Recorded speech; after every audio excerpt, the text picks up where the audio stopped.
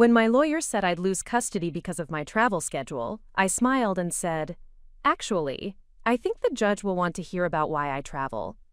What happened next left the courtroom speechless, and my ex-husband's attorney scrambling for damage control. Before we jump back in, tell us where you're tuning in from, and if this story touches you, make sure you're subscribed. Because tomorrow, I've saved something extra special for you. The alarm on my phone buzzed at 4:23 a.m. in a hotel room overlooking the sunrise over Nairobi, Kenya. For most people, waking up in different time zones every few weeks might seem exhausting, but for me, it had become the rhythm of purpose. I was Dr. Elena Martinez, pediatric surgeon specializing in cleft palate repair, and today marked my 15th surgical mission to provide life-changing operations for children who otherwise would never receive treatment. But as I reached for my phone to silence the alarm, my heart dropped at the notification waiting on the screen. 3 missed calls from my attorney, Patricia Hendricks, and a text message that made my blood run cold. Emergency. James filed motion for full custody. Using your travel schedule against you. Need to talk immediately. My hands trembled as I dialed Patricia's number, the weight of 8,000 miles between me and my 7-year-old daughter Sophia, suddenly feeling insurmountable. Patricia answered on the first ring, her voice carrying the exhaustion of someone who'd clearly been up all night dealing with legal crises. "Elena, thank God you called. We have a serious problem." I moved to the small balcony overlooking the bustling streets of Nairobi, where vendors were already setting up their morning markets. The contrast between the vibrant life below and the devastating news I was receiving felt surreal. "What exactly is James claiming?" I asked, though I dreaded the answer. "He's filed a motion alleging that your frequent international travel makes you an unfit guardian." His attorney is arguing that Sophia needs stability, consistency, and a parent who's physically present. They're painting your surgical missions as reckless abandonment and prioritizing strangers over your own child. The words hit like physical blows. For 3 years since our divorce, I'd been the primary caretaker for Sophia, carefully scheduling my surgical missions during her school breaks, or when she stayed with my mother. Every trip was planned months in advance, every detail coordinated to ensure Sophia's needs were met. "Patricia, you know that's not true. Sophia comes with me when possible, or stays with my mother who adores her. I've never missed a school event, never left her without proper care. These missions aren't vacations. I'm performing surgeries that literally save children's lives. I know that Elena and any reasonable person would understand the importance of your work, but James has hired Margaret Whitfield." I felt my stomach drop. Margaret Whitfield was known as the most ruthless family law attorney in our city, specializing in high-conflict custody cases, and notorious for her ability to twist any situation to benefit her clients. Whitfield is arguing that regardless of your intentions, Sophia is being damaged by your quote-quote pattern of abandonment. She has testimony from James claiming Sophia cries every time you leave, that she's developed separation anxiety, and that your ex-husband provides the stability she needs. I closed my eyes, remembering my last conversation with Sophia before this trip. She'd been excited about the photos I'd promised to bring back, asking detailed questions about the children I'd be helping. Yes, goodbyes were hard for both of us, but Sophia understood and supported my work in ways that constantly amazed me. "Patricia, Sophia is proud of what I do. She tells her friends that her mommy fixes children's smiles. She's learning Spanish and French because she wants to communicate with kids I help. How is that abandonment?" "It doesn't matter what we know to be true, Elena. What matters is what we can prove in court. Whitfield is very good at making good parents look neglectful. The hearing is scheduled for next Tuesday.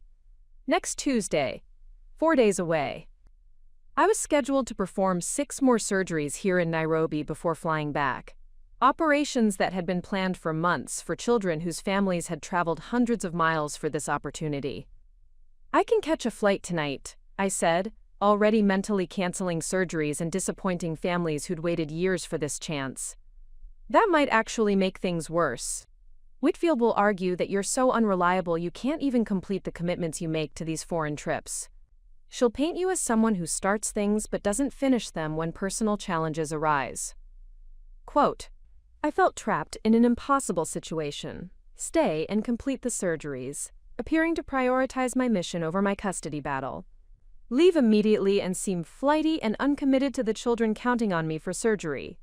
What do you recommend? Patricia's pause was long enough that I could hear the traffic beginning to build on the streets below. Honestly, I think we're in trouble.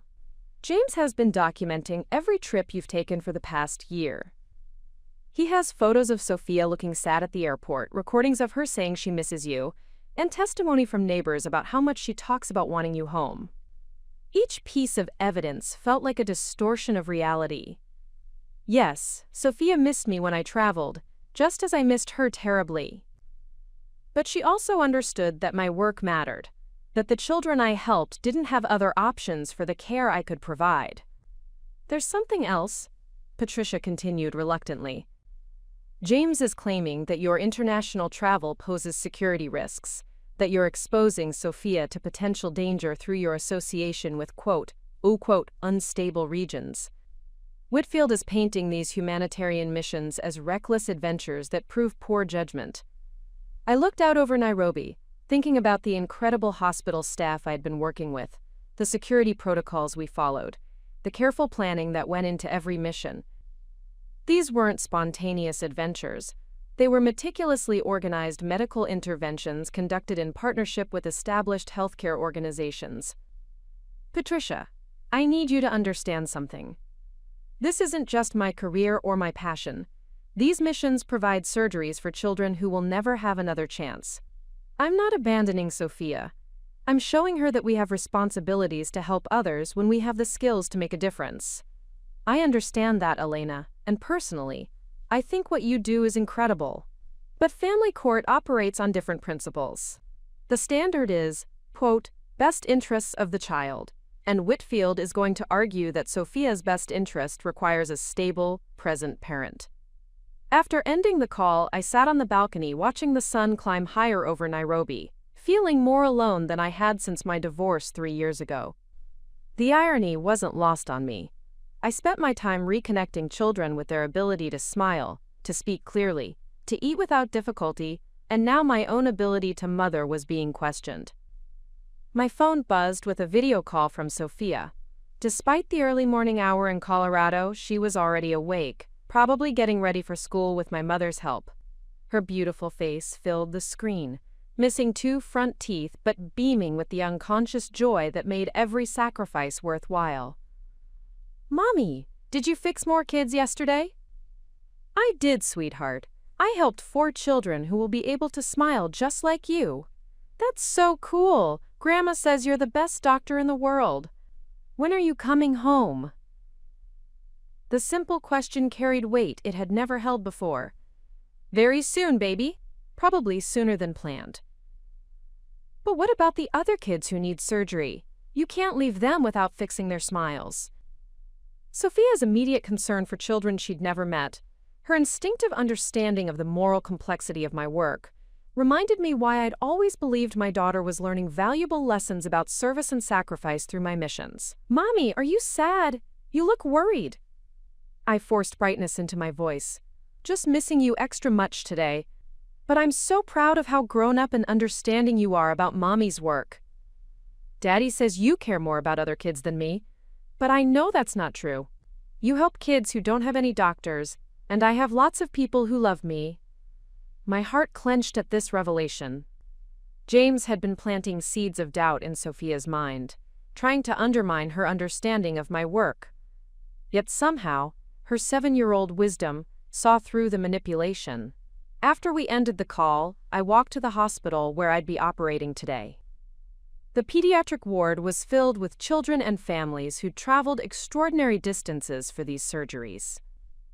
Maria, age 5, had been born with a severe cleft that prevented her from eating properly. Her family had saved for 2 years to make the trip to Nairobi for this surgery. As I reviewed her case files, I thought about the impossible choice I was facing. Cancel the remaining surgeries and fly home to defend my fitness as a mother, disappointing children like Maria and their families. Or complete my commitment here, and risk having a judge decide that my dedication to helping other children made me unfit to raise my own. Dr. James Mwangi, the lead pediatric surgeon at the hospital, found me in the consultation room as I was struggling with this decision. "Dr. Martinez, you seem troubled today. Is everything all right?" Quote, I explained the situation, watching his expression grow increasingly incredulous as I described the custody challenge. "You are being criticized for providing life-saving surgery to children who have no other options? This is beyond comprehension. Your daughter should be proud to have a mother who serves others with such skill and compassion. Unfortunately, the legal system doesn't always see it that way. They're focused on physical presence, not the values being modeled." Dr. Mwangi shook his head firmly. "Dr. Martinez, in my 30 years of medicine, I have seen many foreign doctors come to help. Some come for experience, some for resume building, some for personal satisfaction. But you come with a different spirit. You train our staff, you follow up on patients. You return year after year to build relationships and sustainable care." He pulled out his phone and showed me a photo from last year's mission. Sophia and me surrounded by children from the ward, all of them smiling post-surgery. Sophia was helping distribute toys we'd brought, completely at ease and engaged with the children. "Your daughter was here last year. She was not traumatized or abandoned. She was learning to see the world beyond herself, to understand suffering and healing, to appreciate the privilege of being able to help others." Preparing and narrating this story took us a lot of time, so if you are enjoying it, subscribe to our channel, it means a lot to us. Now back to the story. The photo reminded me of something I'd almost forgotten in my panic about the custody battle. Sophia had accompanied me on 2 missions when school schedules allowed. She'd seen firsthand what I did, met the children I helped, and developed her own sense of compassion and global awareness. Dr. Mwangi, do you think what I'm doing is wrong? Should I choose between being a good mother and continuing this work? He sat down across from me, his expression serious but kind. "Dr. Martinez, what you're doing is showing your daughter that love is not possessive, it is generous. You are teaching her that when we have skills that can heal suffering, we have a responsibility to use them. This is not abandonment, this is modeling the highest form of love." His words crystallized something that had been forming in my mind since Patricia's devastating phone call. I wasn't just a mother who happened to be a surgeon. I was a mother raising a daughter to understand that love extends beyond our immediate family, that privilege comes with responsibility, that making a difference in the world requires sacrifice and dedication. James and his attorney were trying to frame my surgical missions as selfish pursuits that damaged Sophia, but the truth was exactly the opposite. These missions were teaching Sophia lessons about service, sacrifice, and global citizenship that no classroom could provide. That afternoon, I performed Maria's surgery, carefully reconstructing her cleft palate and thinking about the 2 children in my life, the 5-year-old on my operating table who would now be able to eat and speak normally, and the 7-year-old back home who was learning that her mother's love was big enough to include children all over the world. As Maria woke up from anesthesia and smiled for the first time in her life without hiding her face, I made a decision that would change everything. I wasn't going to apologize for my work or allow James and his attorney to reframe my dedication as negligence. I was going to fight for my daughter by showing the court exactly what kind of mother I really was, one who believed that love multiplies when it's shared, that service to others teaches children the highest values, and that Sophia was learning lessons about compassion and global citizenship that would shape her into an extraordinary human being. The custody battle wasn't just about my right to travel for work. It was about what kind of world we wanted Sophia to inherit, and what kind of woman we wanted her to become. James had no idea what was coming, but he was about to discover that attacking a mother's dedication to serving others was the biggest mistake he could have made. The flight from Nairobi to Denver felt longer than usual, every hour bringing me closer to a custody battle that could fundamentally alter my relationship with Sophia. I'd completed all 6 scheduled surgeries, despite Patricia's warnings that it might look bad in court. As I watched the African continent disappear beneath the clouds, I knew I'd made the right choice, not just for the children I'd helped, but for the example I was setting for my daughter. During the layover in Amsterdam, I made a series of phone calls that would change everything.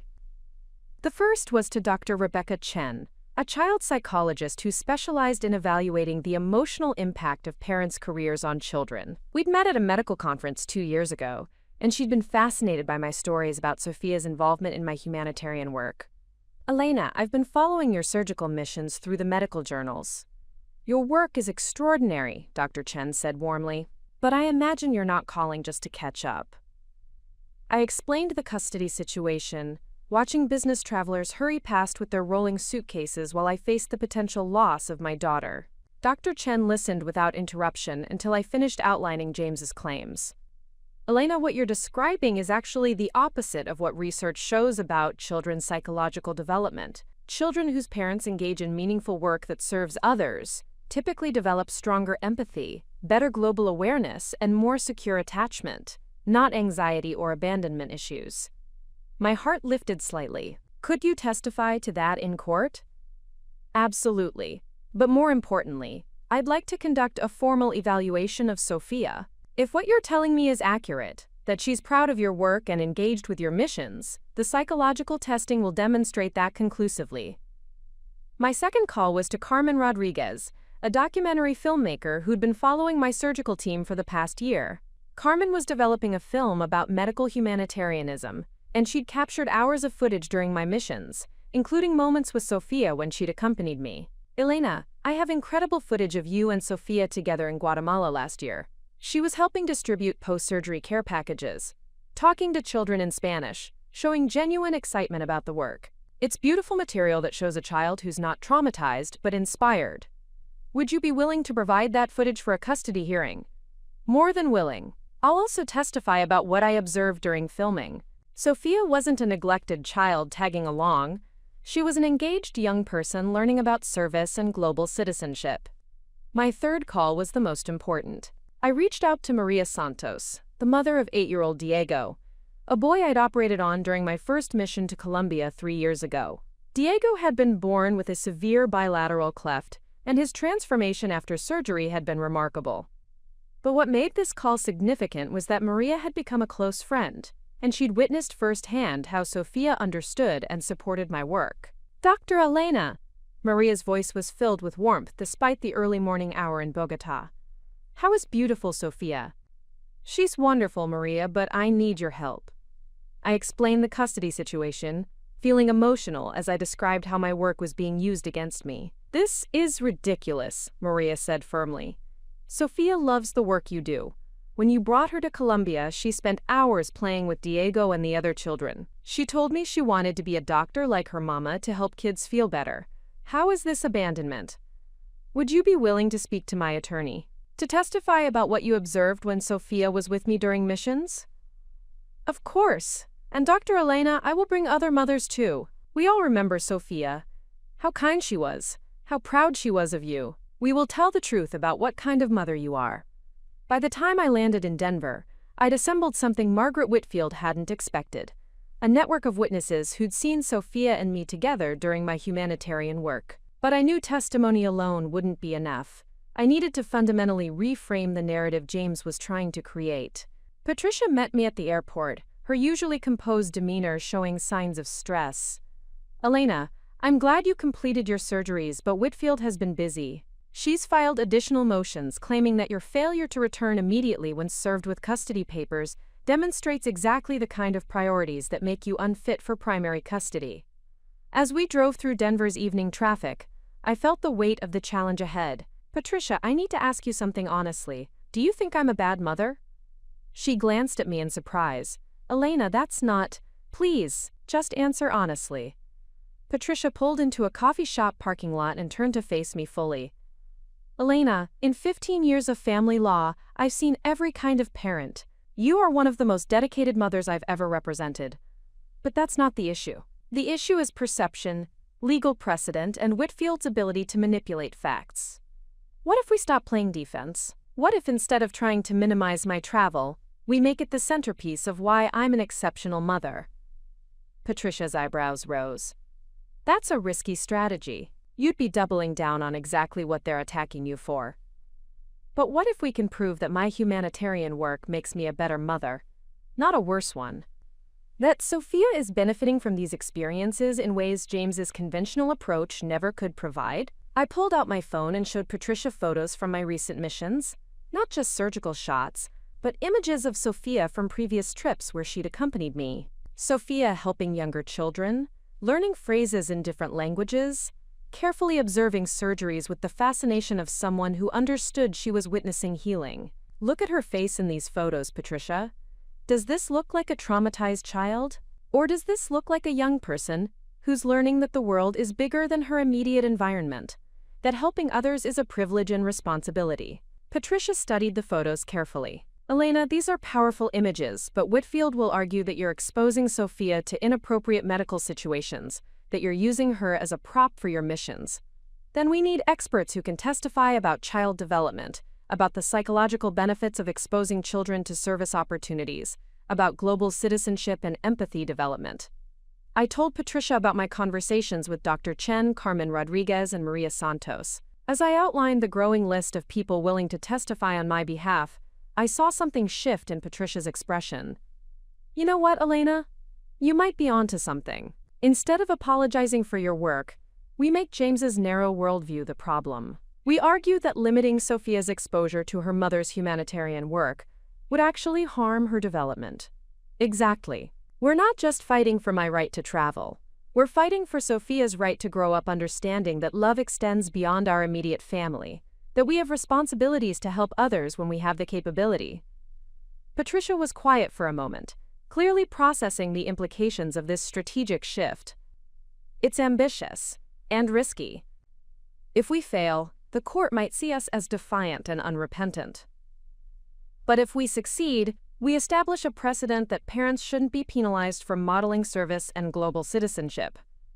That evening, I sat in my home office surrounded by case files and legal documents, but my attention was focused on the walls around me. They were covered with photos from my surgical missions, thank you letters from families of children I'd helped, and artwork Sophia had created inspired by my work. One drawing showed stick figures of children from different countries, all smiling after surgery, with "Mommy helps kids everywhere," written in Sophia's careful 7-year-old handwriting. My mother, Carmen, knocked on the office door with a cup of tea and her characteristic no-nonsense expression. At 68, she'd raised 5 children while working as a high school principal, and her perspective on parenting carried decades of wisdom. "Misha, I've been thinking about this custody nonsense all day. That man is a fool if he thinks keeping Sophia from understanding your work is good for her. Mom, James isn't entirely wrong about the challenges. I am gone more than most parents. Sophia does miss me when I travel." Carmen sat down across from my desk, her eyes flashing with the same determination that had carried our family through numerous challenges. "Elena, when you were Sophia's age, your father worked double shifts at the hospital to provide for us. I worried constantly about the time he spent away, but you know what you learned from his dedication? That work has meaning beyond paychecks, that helping others is a privilege, that sacrifice for important causes builds character." She gestured toward the photos covering my walls. "Sophia is learning lessons that privileged children in this country never learn. She's seeing poverty and resilience, understanding that not every child has access to basic medical care, developing empathy for people from different cultures. How is this damaging her?" But James argues that she needs stability, predictability, a parent who's physically present for everyday activities. "James provides babysitting, not parenting," Carmen said sharply. "When Sophia stays with him, what does she learn? That success means accumulating material possessions, that other people's problems aren't our concern, that the comfortable life we have doesn't come with responsibilities to help others." My mother's words crystallized something I'd been struggling to articulate. This custody battle wasn't just about travel schedules. It was about 2 fundamentally different philosophies of child-rearing. James wanted to raise Sophia in a bubble of privilege and comfort. I wanted to raise her with an understanding that privilege comes with responsibility. "Mom, do you really think Sophia is better off being exposed to the work I do?" Carmen pulled out her phone and showed me a video she'd taken last week. Sophia was playing hospital with her dolls, carefully performing surgery, while explaining to her stuffed animals that they would feel much better soon. She was mimicking techniques I'd shown her, using medical terminology with startling accuracy. That little girl doesn't just love you, Elena. She understands you. She's proud of what you do because she sees the difference you make. James wants to protect her from the world's problems, but you're teaching her to be part of the solution. The next morning brought a breakthrough I hadn't expected. Dr. Chen called with results from her preliminary research into children of humanitarian workers. Elena, I've been reviewing psychological studies on children whose parents engage in international service work. The data is remarkably consistent. These children typically score higher on empathy measures, demonstrate better cultural competency, and show increased resilience compared to peers from similar socioeconomic backgrounds. Could that research be used in court? Absolutely, but I have something even better. I contacted the American Academy of Child Psychology, and they're willing to file an amicus brief supporting your case. They're arguing that penalizing parents for engaging in humanitarian work sets a dangerous precedent that could discourage medical professionals from providing essential international services.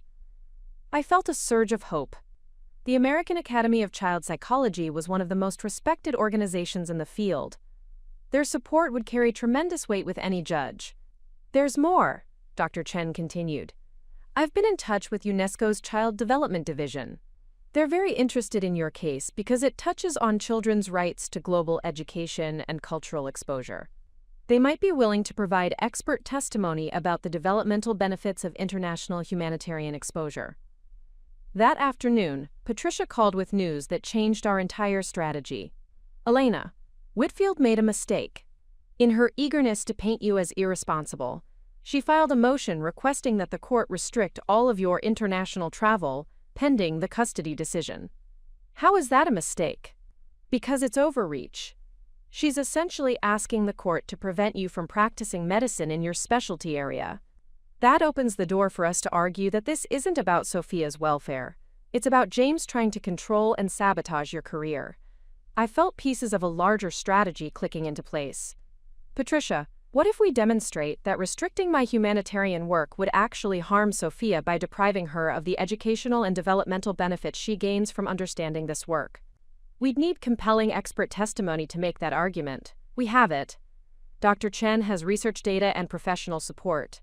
Carmen Rodriguez has documentary footage showing Sophia thriving during missions. And I have something else, a letter from Sophia herself.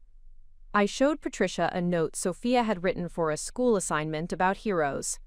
In her careful second-grade handwriting, she'd described her mother as someone who, quote, helps kids in faraway places get better so they can smile and eat food.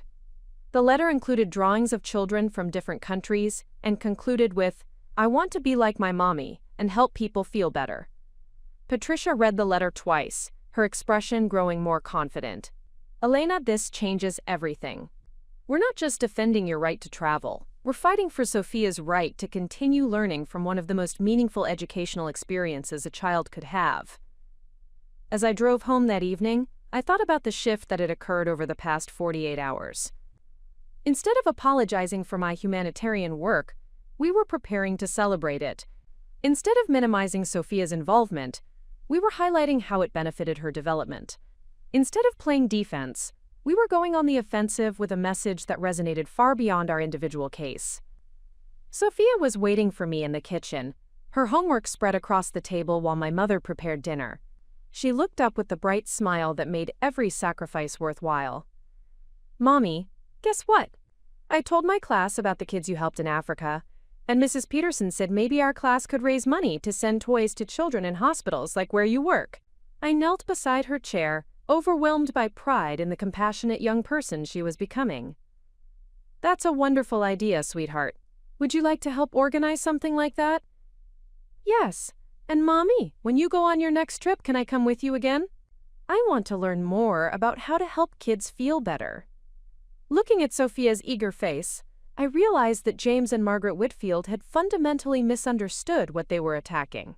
They saw my humanitarian work as competing with my role as a mother. But Sophia understood the truth, that my work wasn't separate from my mothering, it was an extension of it. The custody battle ahead would determine more than where Sophia lived. It would decide what kind of future she'd be prepared for, one where she understood her responsibility to help others, or one where she learned that comfort and security were more important than service and compassion. James had no idea that in attacking my dedication to helping children worldwide, he'd given me the perfect opportunity to demonstrate exactly what kind of mother and what kind of woman I was raising Sophia to become. The Denver Family Court building stood imposing against the October sky as I walked up the courthouse steps with Patricia, my hands trembling slightly as I clutched a folder containing 3 years of documentation I'd never imagined I'd need to defend my motherhood. Today was our preliminary hearing, where Judge Margaret Foster would decide whether to grant James's emergency motion for full custody pending the final trial. Patricia had warned me that preliminary hearings typically favored maintaining the status quo, but Margaret Whitfield was asking for an unprecedented restriction, complete prohibition of my international travel while the custody case proceeded. If granted, it would effectively end my ability to perform humanitarian surgeries for the 6 to 8 months this case could drag on. Remember, Patricia whispered as we approached the courtroom doors, today is about demonstrating that James's motion is unreasonable and potentially harmful to Sophia. We're not trying to win the full case yet, just buying time to build our complete defense. Inside the courtroom, I saw James for the first time since filing papers 3 months ago. He sat beside Margaret Whitfield, wearing an expensive suit and an expression of concerned fatherhood that I knew was performed for the judge's benefit. When he caught my eye, his slight smirk reminded me of every condescending conversation we'd had during our marriage about my practical idealism. Judge Foster entered with the efficient bearing of someone who'd heard thousands of custody disputes. At 58, she had a reputation for no-nonsense decisions based on evidence rather than emotion. Patricia had researched her extensively. Judge Foster had 2 adopted children from international adoption and had previously ruled in favor of parents whose careers required unusual schedules when it served children's best interests. Your Honor, Margaret Whitfield began, rising with practiced grace, we're here today because Dr. Martinez has demonstrated a pattern of behavior that places her personal ambitions above her daughter's fundamental needs for stability and security. Whitfield moved to an easel displaying a timeline of my international travel over the past 2 years. Each trip was marked in red, creating a visual impression of constant absence, despite the fact that most missions lasted only 1 to 2 weeks. Dr. Martinez has been absent from the country for a total of 47 days in the past 18 months. During these absences, 7-year-old Sophia has been left in the care of various relatives while her father, my client, has consistently provided stable, reliable presence in her life. I watched Judge Foster study the timeline, her expression neutral but attentive. Whitfield continued her presentation with the smooth confidence of someone accustomed to winning. More concerning, Your Honor, is Dr. Martinez's complete disregard for this court's authority. When served with custody papers requiring her immediate attention to her daughter's welfare, she chose to remain in Kenya for 4 additional days to complete surgical procedures on strangers' children. The word strangers hit like a slap. Every child I'd operated on had a name, a story, a family, who'd waited months or years for the surgery that could transform their life. But Whitfield had reduced them to anonymous distractions from my real responsibilities. Dr. Martinez's priorities are clear, Whitfield concluded. Her international medical tourism takes precedence over her daughter's emotional needs, educational stability, and psychological well-being. Mr. Rodriguez is requesting full custody to provide Sophia with the consistent, present parenting she deserves. Judge Foster turned to Patricia. Ms. Hendricks, how does your client respond to these allegations? Patricia stood, and I felt my future hanging in the balance of her next words. Your Honor, Ms. Whitfield's presentation fundamentally mischaracterizes both Dr. Martinez's work and its impact on Sophia. Rather than harming Sophia, Dr. Martinez's humanitarian missions provide her daughter with educational and developmental opportunities that most children never receive. Quote, Patricia approached the bench with a thick folder. I'd like to present documentation showing that Sophia has actually thrived during her mother's international service. This includes psychological evaluations, academic records showing improved performance, and testimony from teachers about Sophia's increased empathy and cultural awareness. Ms. Hendricks, while that may be relevant to the final custody determination, today's hearing is specifically about the emergency motion to restrict travel. Can you demonstrate immediate harm if this restriction is granted? This was the moment Patricia and I had prepared for. Yes, Your Honor. Granting this motion would not only damage Dr. Martinez's career, but would send Sophia the message that her mother's life-saving work is less important than convenience and conventional expectations. Patricia pulled out Sophia's school assignment about heroes, the one where she described wanting to help people like her mother. Sophia has explicitly expressed pride in her mother's work and desire to continue learning from these experiences. Restricting Dr. Martinez's travel would deprive Sophia of educational opportunities that are clearly benefiting her development. Judge Foster examined the assignment, and I caught a flicker of interest in her expression. Ms. Hendricks, do you have expert testimony supporting the claim that this child benefits from her mother's international travel? We do, Your Honor. Dr. Rebecca Chen, a licensed child psychologist, has evaluated Sophia and is prepared to testify that children of humanitarian workers typically demonstrate enhanced empathy, global awareness, and emotional resilience. Margaret Whitfield stood quickly. Objection, Your Honor. Dr. Chen's evaluation was conducted without court approval and should not be admitted in emergency proceedings. Sustained, Judge Foster ruled. However, Ms. Hendricks, you may present Dr. Chen's credentials and general research findings about children of international humanitarian workers. Patricia outlined Dr. Chen's research while I watched James shift uncomfortably in his seat. His strategy had been to paint my work as selfish abandonment, but Patricia was reframing it as educational enrichment that any good parent would want for their child. Your Honor, Patricia continued, we also have documentary evidence from filmmaker Carmen Rodriguez, who has been following Dr. Martinez's team for over a year. Her footage shows Sophia actively engaged and happy during international missions, directly contradicting claims of trauma or abandonment. Judge Foster made notes while Patricia spoke, but her expression remained professionally neutral. Ms. Hendricks, while this information may be relevant to the full custody hearing, I need to understand the immediate impact of granting or denying the travel restriction. This was our crucial moment. Patricia had coached me on this response, but delivering it felt like jumping off a cliff without knowing if the parachute would open. Your Honor, Patricia said, Dr. Martinez has a scheduled mission to Guatemala in 3 weeks to perform cleft palate surgeries on 12 children. These surgeries have been planned for 6 months, and the families have traveled hundreds of miles specifically for Dr. Martinez's expertise. Canceling would not only harm these children, but would also breach Dr. Martinez's contractual obligations to the International Medical Relief Foundation. Judge Foster looked up from her notes. Are you saying that restricting Dr. Martinez's travel would constitute interference with her professional obligations? Exactly, Your Honor. Mr. Rodriguez is essentially asking this court to prevent Dr. Martinez from practicing her medical specialty, which requires international travel. This goes far beyond normal custody considerations. Margaret Whitfield rose again, her confidence beginning to show cracks. Your Honor, plenty of surgeons practice successfully without international travel. Dr. Martinez could continue her career domestically. Judge Foster's eyebrows rose slightly. Ms. Whitfield, are you suggesting this court should dictate how a licensed physician practices medicine?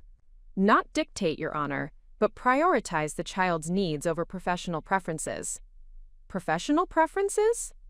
The edge in Judge Foster's voice made Whitfield pause. Ms. Whitfield, are you characterizing humanitarian medical missions as recreational activities? I held my breath as the courtroom fell silent.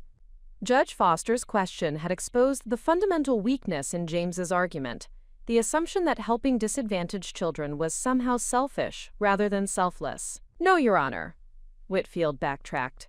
But the frequency and duration of Dr. Martinez's absences create instability for Sophia regardless of the worthy nature of the work. Quote, Judge Foster turned back to Patricia. Ms. Hendricks, how many days per year does Dr. Martinez typically travel for these missions? Approximately 30 to 40 days annually, Your Honor. Comparable to many professionals who travel for business. The difference is that Dr. Martinez's travel serves humanitarian rather than commercial purposes. And during these absences, where does Sophia stay? With her grandmother, Carmen Martinez, who has been Sophia's primary caregiver during travel periods for the past 3 years.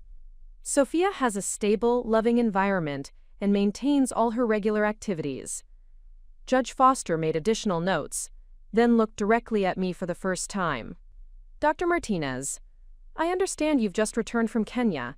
How many children did you operate on during that mission? I stood, my voice steadier than I'd expected.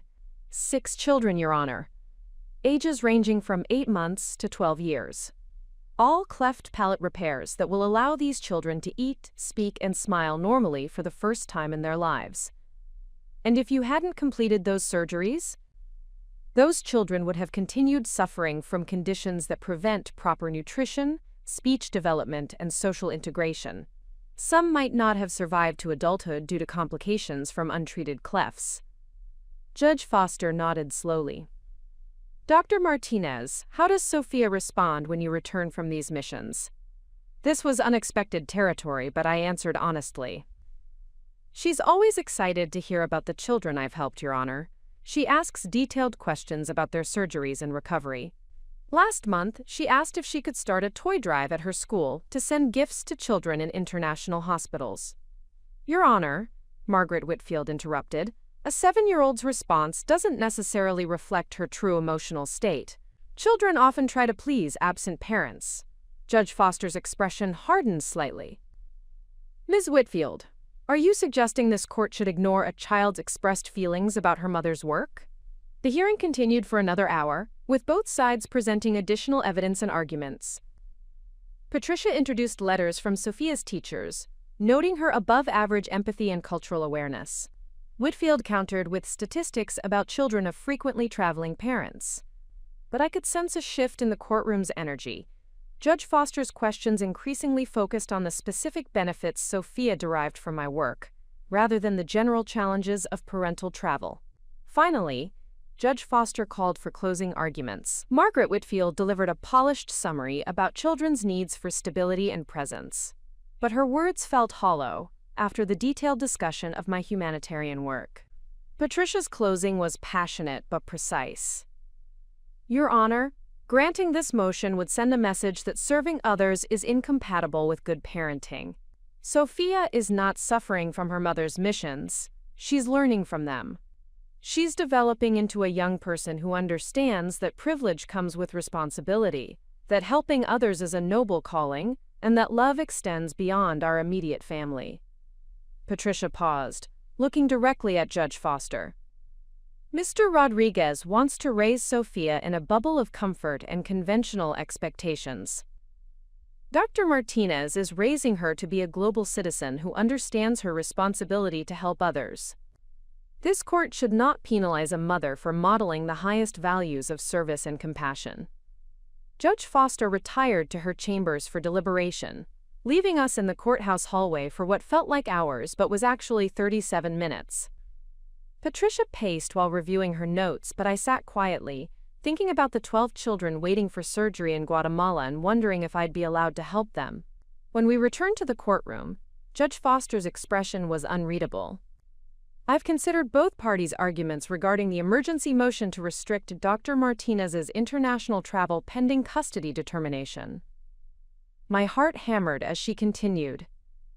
While Mr. Rodriguez raises legitimate concerns about parental presence and stability, I find insufficient evidence that Dr. Martinez's humanitarian missions constitute immediate harm to Sophia's welfare. Relief flooded through me, but Judge Foster wasn't finished. More importantly, this court will not interfere with a licensed physician's professional obligations without clear evidence that such interference serves the child's best interests. The evidence presented suggests Sophia may actually benefit from exposure to her mother's humanitarian work. Margaret Whitfield's face went pale as Judge Foster delivered her ruling. The emergency motion for travel restriction is denied. Dr. Martinez may continue her scheduled humanitarian missions pending final custody determination. However, I'm ordering a comprehensive custody evaluation by an independent court-appointed psychologist, including assessment of Sophia's emotional response to her mother's travel schedule.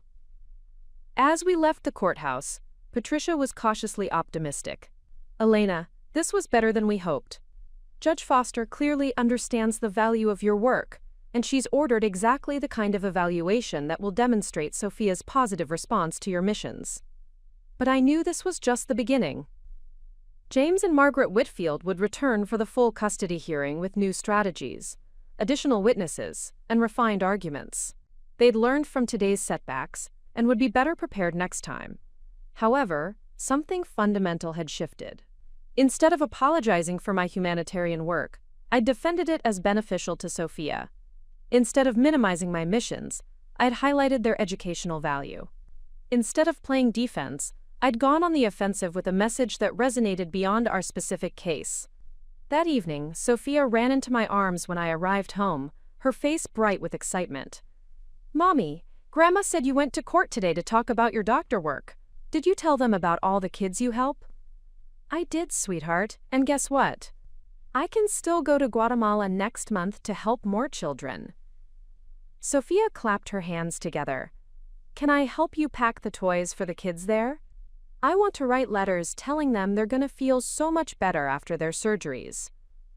Looking at my daughter's eager face, I realized that James had fundamentally misunderstood what he was fighting against. He thought he was battling a selfish mother who prioritized career over child. But he was actually fighting a woman who was raising her daughter to understand that true love means serving others, that privilege comes with responsibility, and that the world needs people who are willing to sacrifice comfort for compassion. The real custody battle was just beginning, but today had proven something crucial. My humanitarian work wasn't a weakness to be defended. It was a strength to be celebrated, a gift to be shared, and a legacy to be passed on to the next generation. James had no idea what he'd unleashed by challenging not just my fitness as a mother, but the values I was teaching my daughter about love, service, and global citizenship. The court-appointed psychologist Dr. Amanda Harrison arrived at my home on a crisp November morning with a professional smile and an assessment toolkit that would determine Sophia's emotional well-being regarding my humanitarian work. As I watched her set up recording equipment in my living room, I realized that every interaction between Sophia and myself over the next 3 hours would be scrutinized for signs of trauma, anxiety, or the abandonment issues James claimed my travel created. "Dr. Martinez," Dr. Harrison said as she arranged her materials, "I want you to know that my evaluation will be completely objective. I'm not here to validate either parent's position but to assess Sophia's actual emotional state and development." I nodded, though my hands trembled slightly as I offered her coffee. This evaluation could determine my future with Sophia, yet I had to trust that the truth of our relationship would speak louder than James's carefully constructed narrative of maternal neglect. Sophia bounded into the room with the unconscious confidence of a child who had no idea her custody was being evaluated.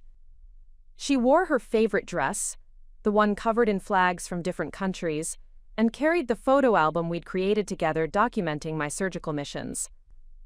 "Are you the lady who wants to hear about Mommy's doctor work?" Sophia asked Dr. Harrison with characteristic directness. Dr. Harrison smiled genuinely for the first time since arriving. "I am. Would you like to tell me about it?"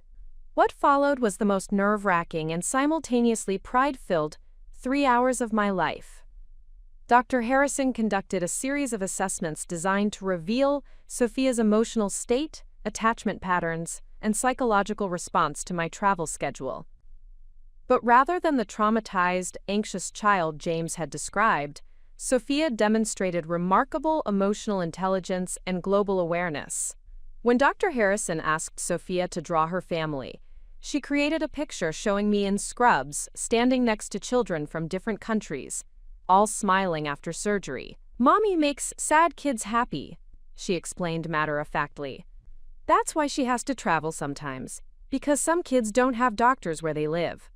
During the separation anxiety assessment, Dr. Harrison asked Sophia how she felt when I left for missions. "I miss Mommy," Sophia admitted honestly, "but I know she's helping kids who really need surgery. And she always comes back with pictures and stories, and sometimes she brings kids who got better to visit us on video calls." Dr. Harrison's eyebrows rose at this revelation. "You talk to the children your mother operates on?" Sophia nodded enthusiastically. "Uh-huh. There's Diego in Colombia who can eat pizza now, and Maria in Kenya who can smile without covering her mouth, and Carlos in Guatemala who can talk clearly to his friends." Mommy says I helped them feel better because I was brave when she had to go away. I watched Dr. Harrison take detailed notes as Sophia continued describing specific children I'd operated on, demonstrating not just awareness of my work, but genuine emotional investment in the outcomes. This wasn't a child traumatized by maternal absence. This was a young person who understood that her temporary sacrifice allowed other children to receive life-changing care. The most revealing moment came when Dr. Harrison presented Sophia with a hypothetical scenario. If you could have your mommy home all the time, but it meant she couldn't help sick children anymore, what would you choose? Sophia considered this seriously, her 7-year-old face scrunched in concentration. That would be selfish, she said finally. Mommy taught me that when you can help people, you should help them. The kids who need surgery don't have other doctors who can fix them. But I have Grandma and Daddy and lots of people who love me.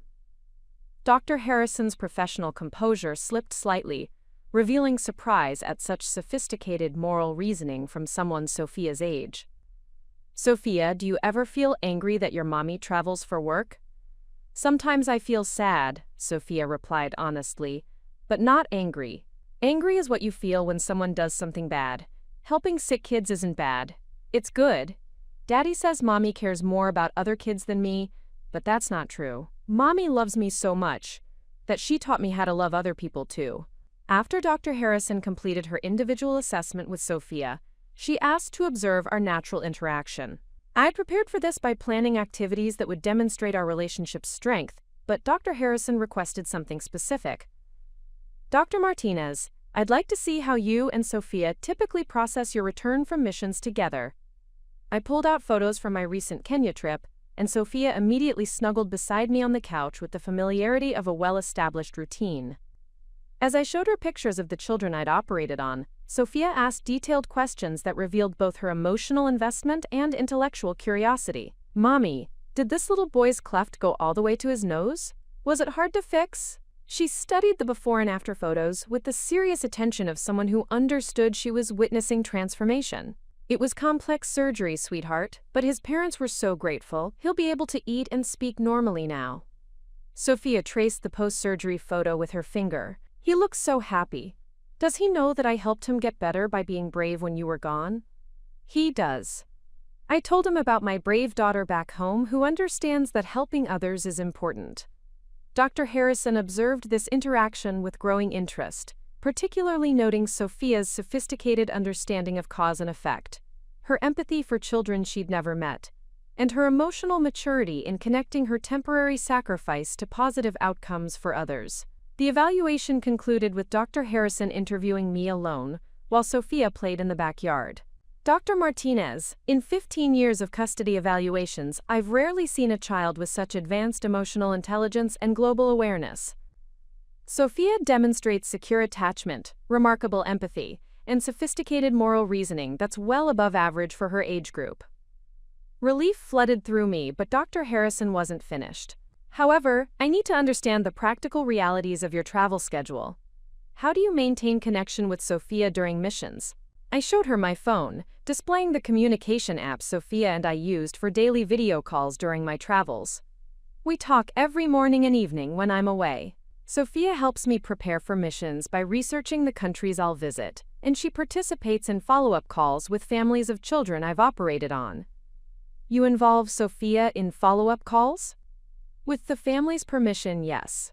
It helps Sophia understand the long-term impact of the work and builds relationships with children from different cultures. Last month, Sophia taught Diego's sister in Colombia how to play her favorite card game over video call. Dr. Harrison reviewed her notes thoughtfully. Dr. Martinez, what you're describing is remarkable parental engagement despite physical distance. Many children whose parents travel domestically for business have less meaningful connection to their parents' work than Sophia has to yours. Over the following weeks, I threw myself into preparing for the full custody hearing with the intensity I usually reserve for complex surgical cases. Patricia connected me with Dr. Maria Gonzalez, a renowned expert in international child development who specialized in children of humanitarian workers. Elena, Dr. Gonzalez explained during our first consultation, your case represents something larger than individual custody. There's growing research showing that children exposed to international humanitarian work develop enhanced global citizenship, cultural competency, and ethical reasoning. Sophia's development exemplifies these benefits. Dr. Gonzalez had agreed to serve as an expert witness, bringing 30 years of research into how children process their parents' international service work.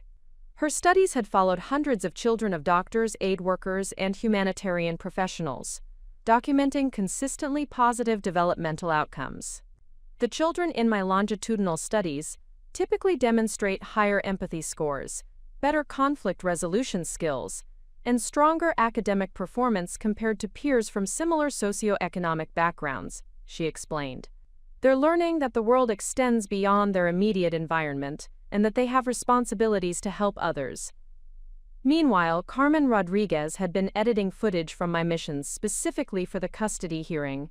The documentary clip she'd prepared showed Sophia engaged, happy, and actively participating in age-appropriate aspects of my humanitarian work.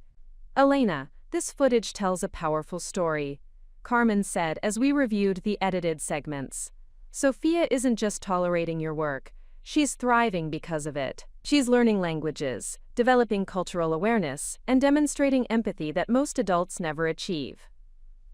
One particular clip showed Sophia in Guatemala, carefully distributing coloring books to children waiting for surgery, while speaking to them in elementary Spanish she'd learned specifically for the trip. Her comfort level with children from different cultural backgrounds was remarkable, and her natural leadership in organizing activities demonstrated confidence rather than anxiety. But perhaps my most valuable preparation came from an unexpected source.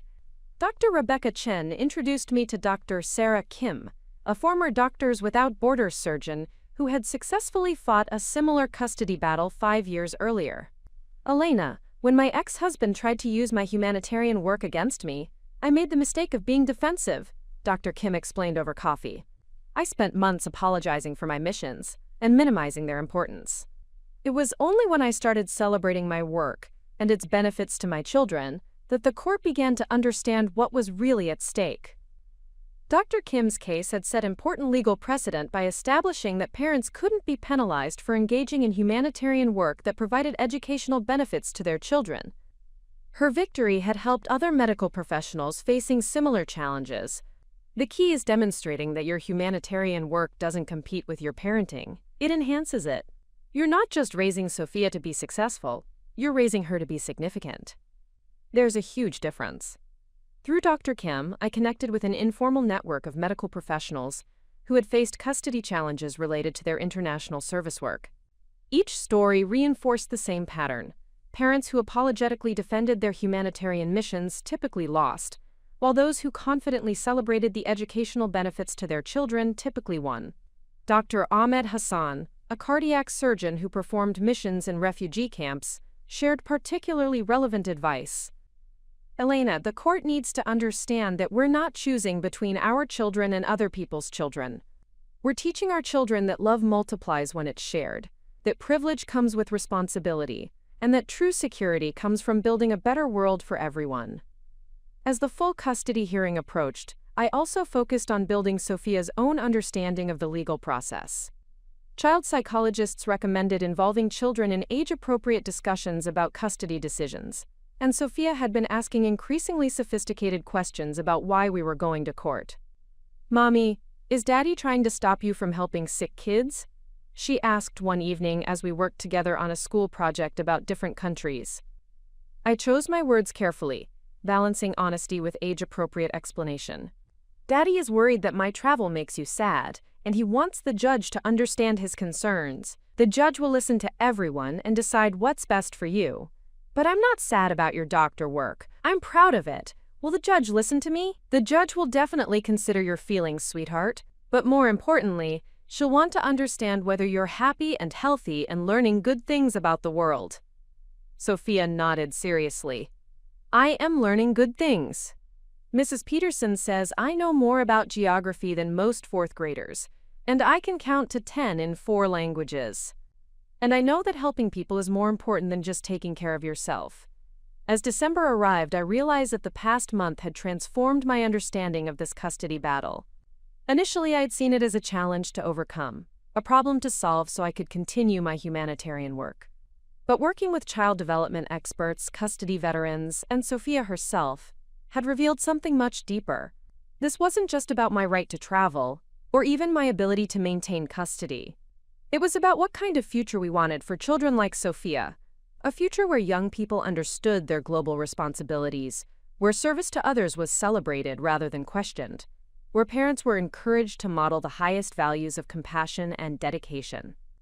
James thought he was protecting Sophia from the instability of international travel. But he was actually trying to protect her from developing the global perspective, cultural competency, and service ethic that would prepare her for leadership in an interconnected world. The learning curve of the past month had taught me that winning this custody battle required more than defending my fitness as a mother. It required advocating for a vision of childhood that valued global citizenship over comfortable isolation, service over security, and love that extends beyond immediate family over love that builds walls around itself. Sophia was learning lessons that would shape her into an extraordinary adult if I could maintain the right to continue teaching them. The full custody hearing would determine not just where she lived, but what kind of person she'd become. James had no idea that in attacking my humanitarian work, he'd given me the perfect opportunity to demonstrate why the world needed more children raised with Sophia's understanding of service, sacrifice, and global responsibility. The waiting room at Dr. Harrison's office felt different when I returned 3 weeks later to receive the custody evaluation results. This time, I wasn't the anxious mother desperately hoping to prove her fitness. I was a woman who had spent the past month building an ironclad case that my humanitarian work benefited rather than harmed my daughter. Patricia sat beside me, her usual professional composure edged with what I recognized as cautious optimism. "Elena, remember that even a positive evaluation is just one piece of the puzzle," she warned quietly. "But if Dr. Harrison's report supports our position, it fundamentally changes the dynamics of this case." Dr. Harrison entered the consultation room carrying a thick file that would determine whether James's narrative of maternal neglect had any psychological foundation.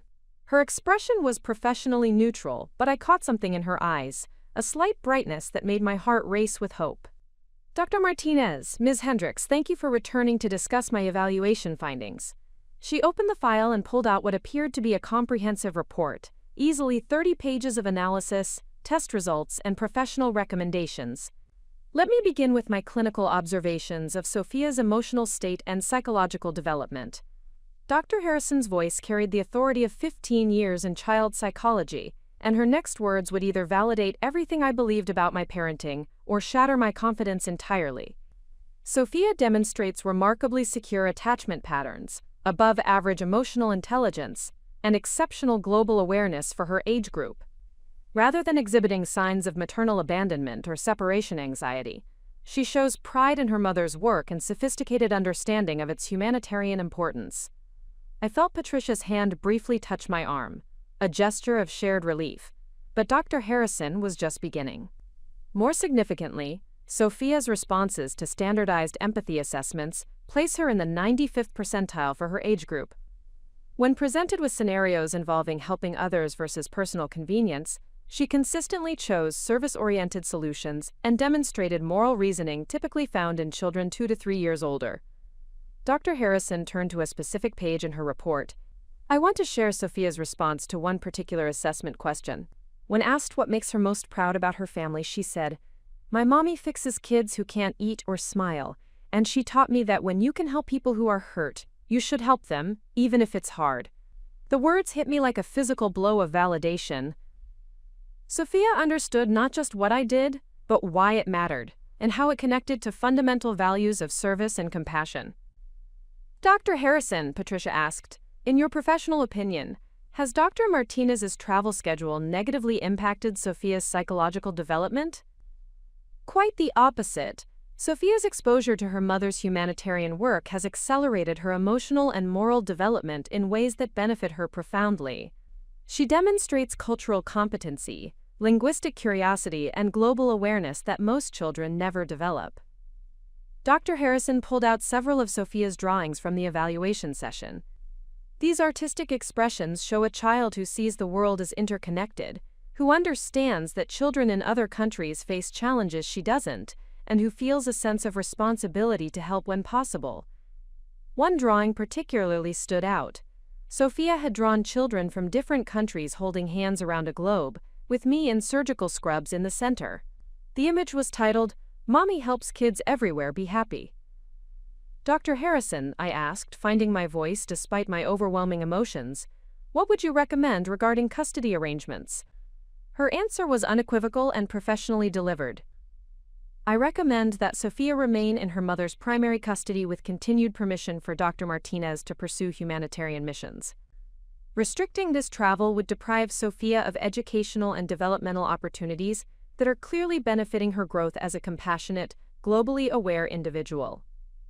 The report continued with detailed analysis supporting every aspect of our case. Dr. Harrison had documented Sophia's advanced language acquisition, her empathy development, her cultural curiosity, and her emotional resilience. But most importantly, she'd identified the fundamental flaw in James's position. Mr. Rodriguez's concerns about stability appear to stem from conventional assumptions about child-rearing that don't account for the educational value of international humanitarian exposure. His approach would limit Sophia's development to traditional local experiences, potentially stunting the remarkable global awareness she's already developed. As we left Dr. Harrison's office, Patricia was practically beaming. "Elena, this report doesn't just support our case, it demolishes James's arguments entirely. An independent court-appointed psychologist has essentially testified that your humanitarian work makes you a better parent, not a worse one." The impact of Dr. Harrison's report became clear immediately. Within 48 hours, Margaret Whitfield requested a meeting to discuss potential settlement options, legal speak for recognizing that her client's position had become untenable. But the real validation came from an unexpected source. 2 days after receiving Dr. Harrison's report, I got a call from Dr. Jennifer Walsh, Director of Pediatric Services at Children's Hospital of Denver, where I maintain my local practice between missions. "Elena, I just received the most remarkable email from the Denver Public School District. They want to invite you to speak at their Global Citizenship Education Conference next month about raising internationally minded children." I was confused. "Dr. Walsh, how did they even know about my personal situation?" Quote, "Apparently word has gotten around the medical community about your custody case and the psychological evaluation results. Dr. Harrison's report is being circulated as an example of how international humanitarian work benefits families rather than harming them. The invitation was significant beyond personal validation. The Denver School District wanted me to present Sophia's development as a model for how children could benefit from understanding global humanitarian work. They were essentially asking me to advocate publicly for the same parenting philosophy I was defending in court." "Elena, there's more. The Colorado Medical Association wants to nominate you for their Humanitarian Service Award, and they're specifically citing your success in balancing international medical missions with exceptional parenting." Each piece of recognition felt surreal. 3 months ago, James had portrayed me as a selfish mother who prioritized strangers over my own daughter. Now medical and educational professionals were celebrating my approach as a model worth emulating. The momentum continued building when Carmen Rodriguez called with extraordinary news about her documentary footage. "Elena, the International Documentary Film Festival accepted my submission about medical humanitarianism, and they specifically want to feature the segments about you and Sophia. But here's the incredible part. The UN Commission on Global Education wants to use your story in their campaign about raising globally conscious children." The irony was overwhelming. James's custody challenge, intended to limit my humanitarian work, had instead elevated it to national attention as an example of exceptional parenting through international service. But the most meaningful recognition came from the children I'd operated on and their families. Maria Santos called from Colombia with news that made me cry with joy. "Dr. Elena, Diego wants to show you something." She held the phone toward her 8-year-old son, whose cleft palate repair had been one of my first successful surgeries 3 years ago. "Doctora Elena," Diego said in careful English he'd been practicing, "I want to be a doctor like you when I grow up. And I want Sophia to know that because she was brave when you came to help me, I can smile and talk to my friends now." This was followed by a video call from the family of Maria, the 5-year-old I'd operated on in Kenya just weeks ago. Maria's parents had organized other families whose children I'd treated, and together they'd created a thank you video specifically for Sophia. "We want Sophia to know," Maria's mother said in the video, "that her sacrifice allowed our children to receive the gift of healing. She is a hero to families across 3 countries." When I showed Sophia the video that evening, her response crystallized everything I'd been fighting for. She watched with rapt attention as child after child thanked her for being brave while her mommy traveled to help them. When it ended, she turned to me with shining eyes. "Mommy, I never knew that being brave when you travel helped so many kids. Can we write letters to all of them and tell them about school here in America?"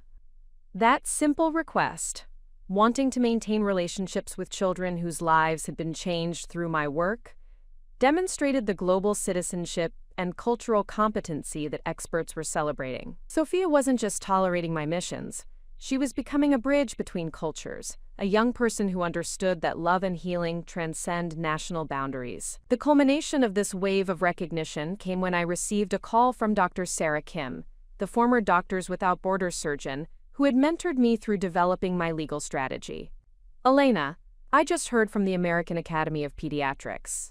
They want to create a new award category for physicians who excel at balancing international humanitarian work with exceptional parenting.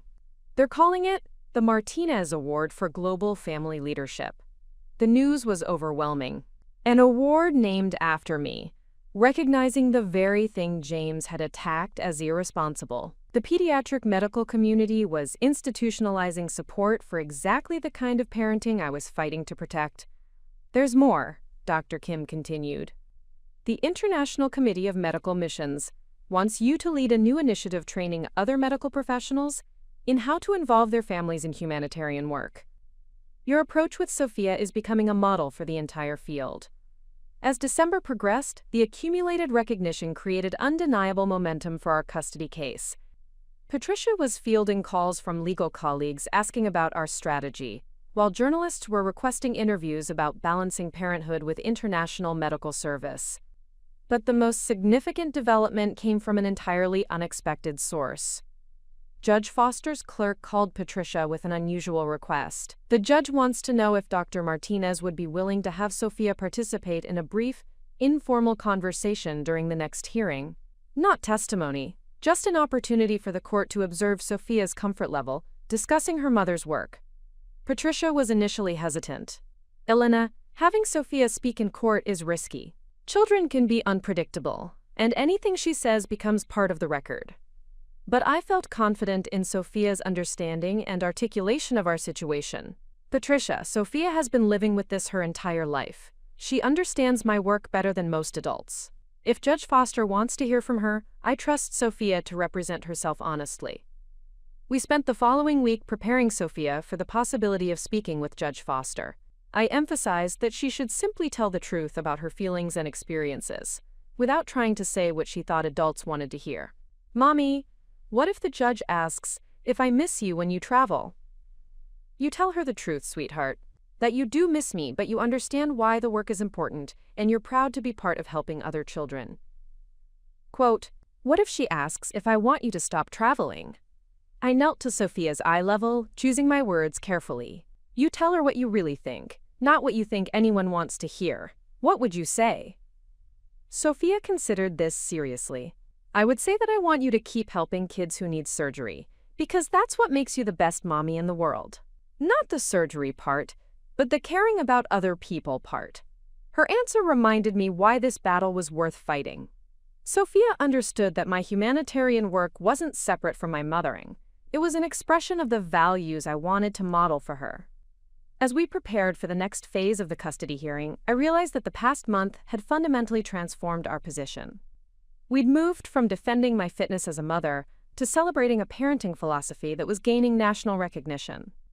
James had intended to isolate me by attacking my humanitarian work. Instead, he'd created a platform for demonstrating why raising globally conscious, service-oriented children was exactly what the world needed. The first major success was complete, not just in terms of psychological evaluation and professional recognition, but in Sophia's own articulation of why our approach to family life was something worth protecting and celebrating. James had no idea that his attack on my dedication to serving others had transformed our custody case into a national conversation about raising children who understand their responsibility to help heal the world. The first warning came through Patricia's office phone at 8:17 a.m. on a cold January morning. Margaret Whitfield's assistant had called to inform us that James's legal team was requesting an emergency hearing to, quote, address new evidence of Dr. Martinez's reckless endangerment of Sophia through exposure to international health risks and political instability. Patricia hung up the phone with a grim expression that immediately told me our period of momentum was about to face serious pushback. Elena, they're not backing down. If anything, your recent recognition has made them more desperate, and desperate opponents are often the most dangerous. I set down my coffee, feeling the familiar knot of anxiety that had become my constant companion since this custody battle began. What kind of new evidence could they possibly have? I don't know yet, but Whitfield's strategy appears to be shifting. Since they can't argue that Sophia is psychologically harmed by your work, they're going to argue that you're physically endangering her by exposing her to international travel risks. The emergency hearing was scheduled for the following Friday, giving us less than a week to prepare for whatever accusations James and his attorney were planning to unleash.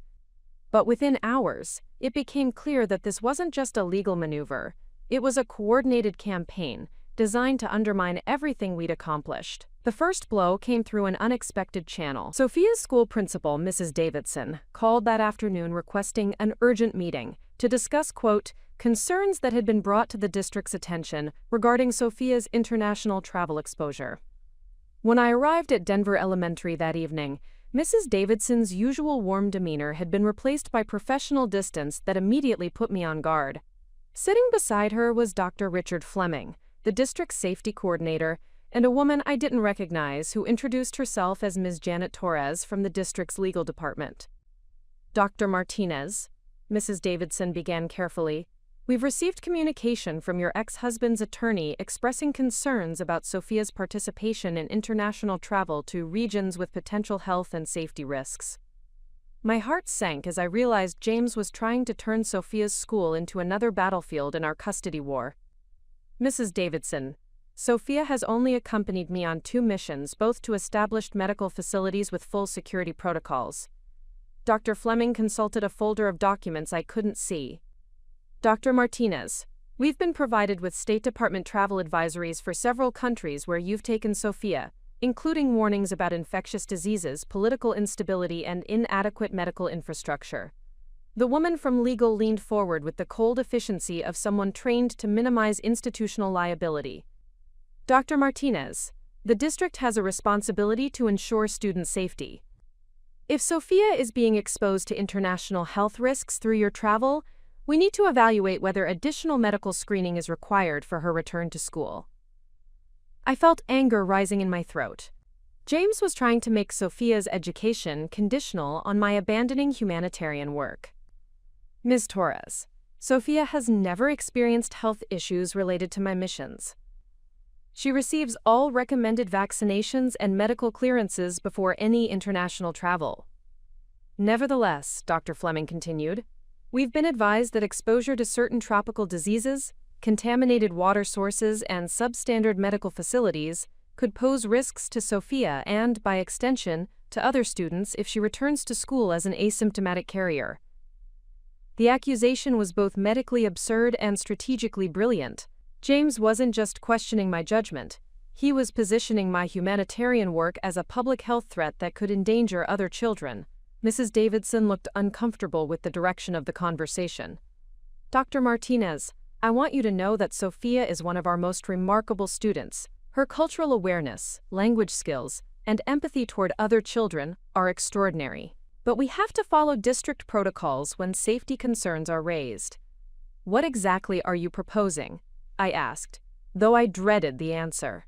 Ms. Torres pulled out a document that looked like it had been prepared by attorneys rather than educators. We're implementing a temporary policy requiring additional medical screening for students who travel to countries with CDC travel advisories.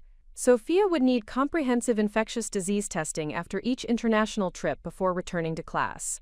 The policy was clearly designed to make my mission so burdensome and stigmatizing that I'd be forced to choose between Sophia's education and my humanitarian work. James had found a way to use bureaucratic procedures to accomplish what direct legal action hadn't achieved. Additionally, Dr. Fleming added, we're requiring parental notification to all families in Sophia's class when she returns from international travel, explaining the medical screening protocols we're implementing. The implications were devastating. Sophia would be singled out as a potential health threat, her classmates' parents would be warned about her travel exposure, and my humanitarian work would be framed as reckless behavior that endangered the entire school community. Mrs. Davidson, I said, struggling to keep my voice level, this policy is being created specifically to target Sophia because of my profession. You're allowing my ex-husband to use the school district as a weapon in our custody battle. Mrs. Davidson's discomfort was obvious, but she was clearly following legal advice from the district's attorneys.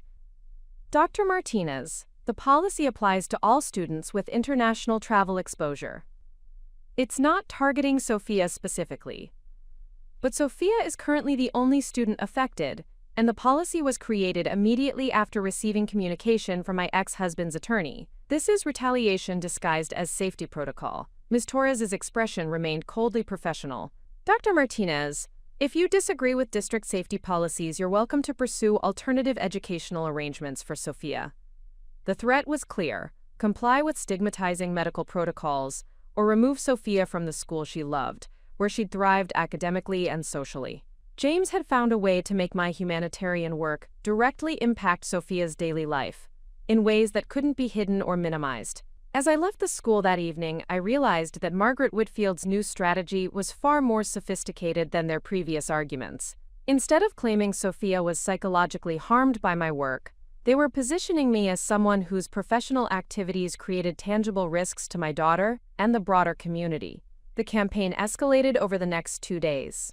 Patricia received a formal complaint that had been filed with the Colorado State Medical Board, questioning whether my international travel compromised my ability to maintain consistent patient care relationships in my domestic practice. Elena, this complaint is professionally dangerous, Patricia explained as we reviewed the allegations. They're arguing that your humanitarian missions create gaps in your local patient care that constitute medical abandonment.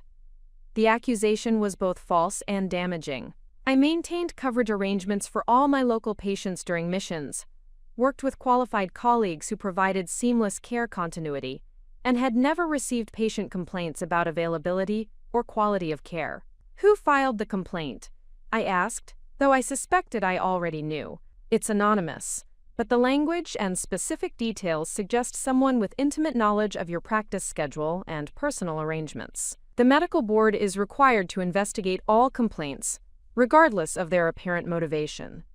A medical board investigation could take months and would require me to defend not just my parenting but my professional competence. Even if the complaint was ultimately dismissed, the investigation itself would create a cloud of professional suspicion that could affect my career for years. The third prong of the attack came through social media. Someone had created anonymous accounts on Facebook and Twitter, sharing, quote, concerns about medical professionals who, quote, abandon their own children to perform cosmetic surgery in foreign countries. The posts included distorted information about my missions, describing cleft palate repair as unnecessary cosmetic procedures, and characterizing my humanitarian work as medical tourism that prioritized personal recognition over family responsibilities. Carmen Rodriguez called me in distress after discovering that clips from her documentary footage had been edited and posted online with deliberately misleading context. Elena, someone took footage of Sophia looking tired after a long travel day and paired it with narration about children suffering from parental neglect. It's completely dishonest, but it's being shared across parenting forums. The social media campaign was particularly insidious because it targeted the general public's assumptions about international humanitarian work. Most people had little understanding of medical missions, making them susceptible to narratives that portrayed such work as selfish adventure rather than essential healthcare service. But the most devastating blow came on Thursday evening, just 1 day before our emergency hearing. Patricia called with news that made my blood run cold. Elena, Whitfield has filed a motion requesting court-ordered prohibition of Sophia's international travel pending the custody resolution. But that's not the worst part. They've also requested mandatory psychological counseling for Sophia to address what they're calling, quote, induced trauma from inappropriate exposure to international medical procedures. The motion characterized my decision to involve Sophia in age-appropriate aspects of my humanitarian work as psychological manipulation that forced her to suppress her natural anxiety about maternal absence. They were arguing that Sophia's positive responses to my missions were actually symptoms of psychological conditioning rather than genuine emotional health. They have testimony from Dr. Ronald Marcus, a child psychologist who specializes in parental alienation syndrome. He's prepared to argue that Sophia's support for your missions represents Stockholm Syndrome-like attachment to traumatic experiences. I felt sick. Dr. Marcus was known in family law circles as a hired gun who testified for parents trying to discredit their ex-spouse's psychological evaluations. His involvement suggested James was prepared to spend whatever it took to destroy my credibility. Patricia, they're trying to pathologize everything positive about Sophia's development. Her empathy becomes psychological manipulation, her cultural awareness becomes inappropriate exposure, her pride in my work becomes trauma bonding. Exactly. And because Dr. Marcus is a licensed psychologist, his testimony carries weight, even if his methods are questionable. We need to be prepared for him to argue that Dr. Harrison's evaluation missed signs of psychological abuse disguised as emotional maturity. That evening, I sat in my home office surrounded by evidence of Sophia's thriving development. Her artwork celebrating different cultures, thank you letters from families of children I'd operated on, photos of her engaged and happy during international missions. But I was seeing it all through the distorted lens of James's accusations. Every example of Sophia's global awareness could be reframed as inappropriate exposure to adult responsibilities. Every demonstration of her empathy could be characterized as psychological pressure to support my career.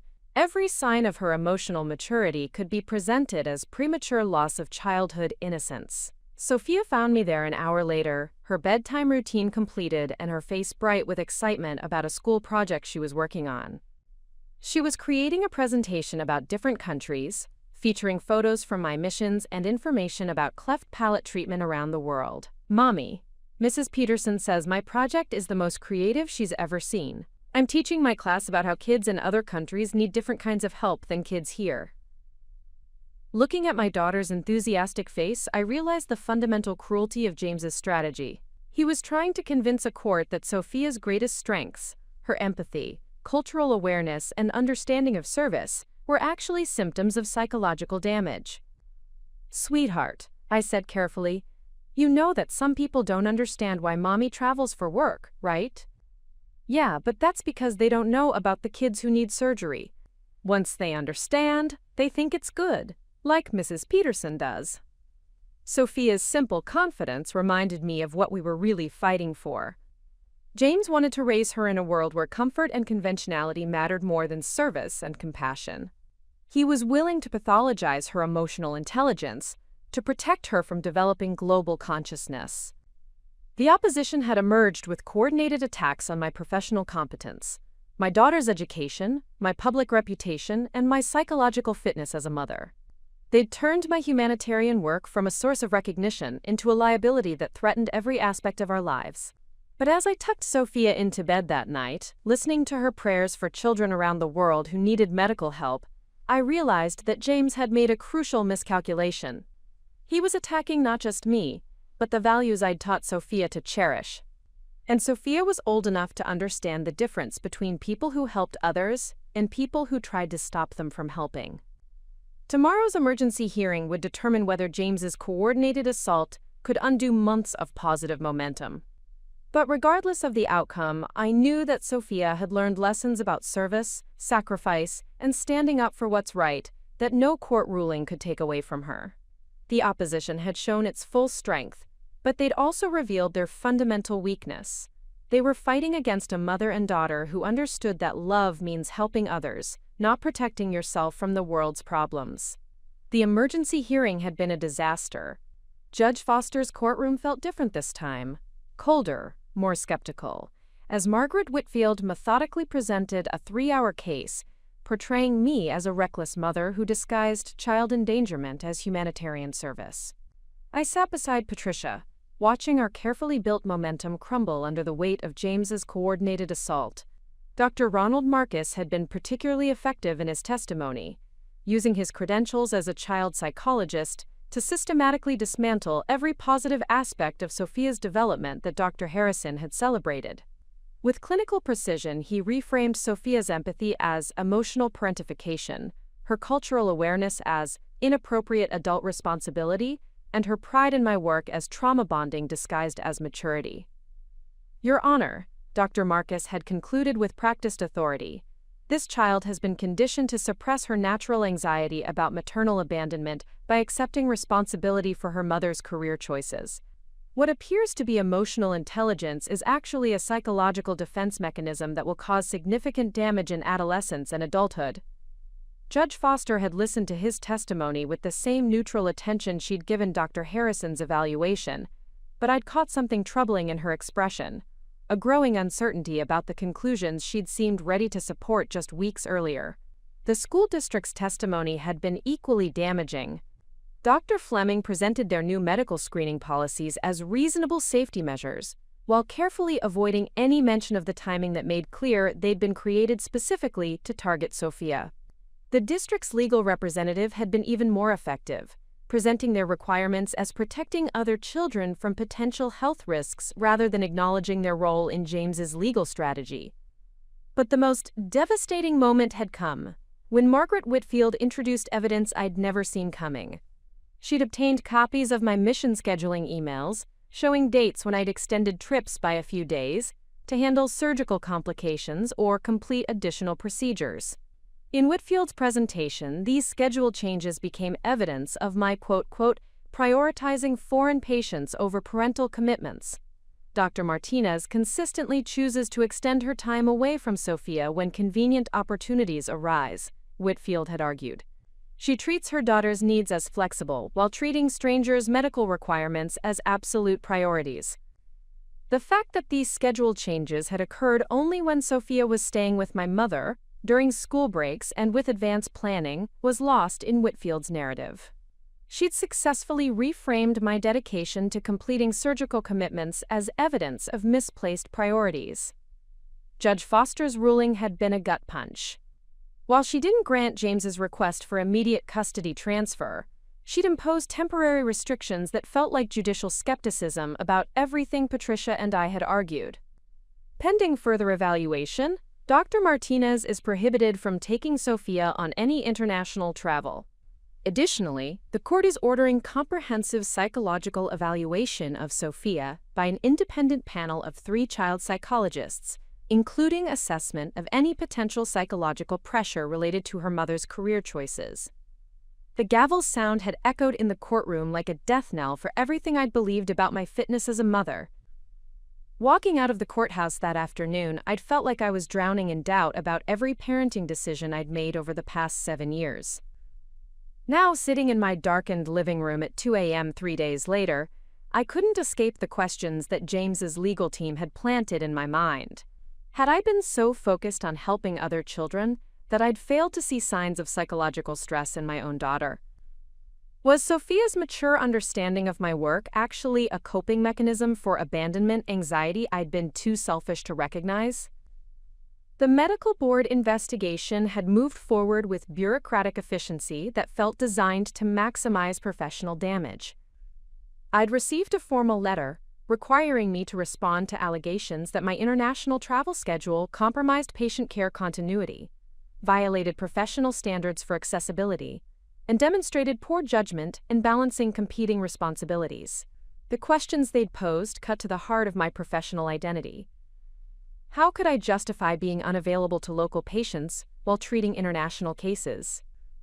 What protocols ensured that my humanitarian missions didn't interfere with emergency coverage for existing patients? How did I reconcile claims of medical necessity for international travel with availability requirements for domestic practice? Each question implied that my humanitarian work was essentially recreational activity that I'd elevated above professional obligations.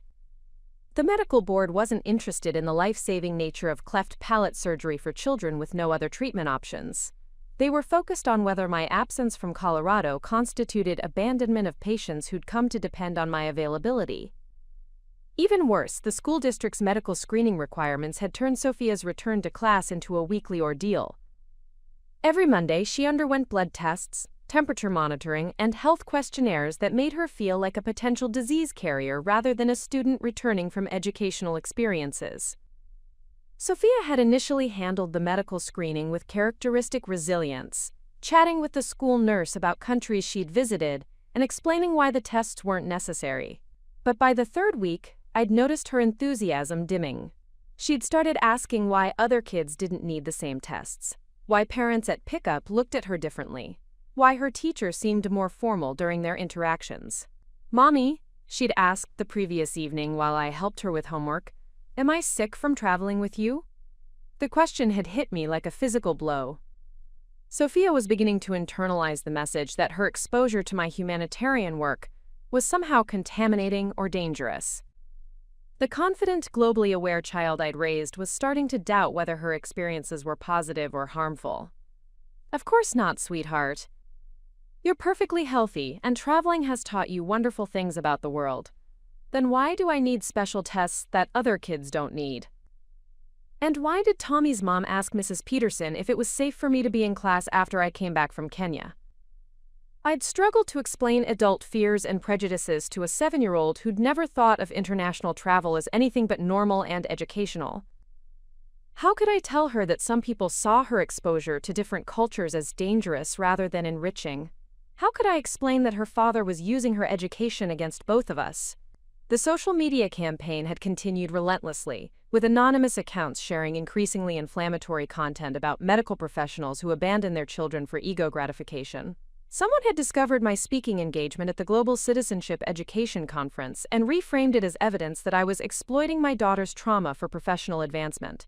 The comments sections were filled with judgment from people who'd never performed humanitarian surgery, never seen children suffering from untreated clefts, never understood the life-changing impact of providing but their criticism still penetrated my defenses, making me question whether I'd been deluding myself about the value of my work.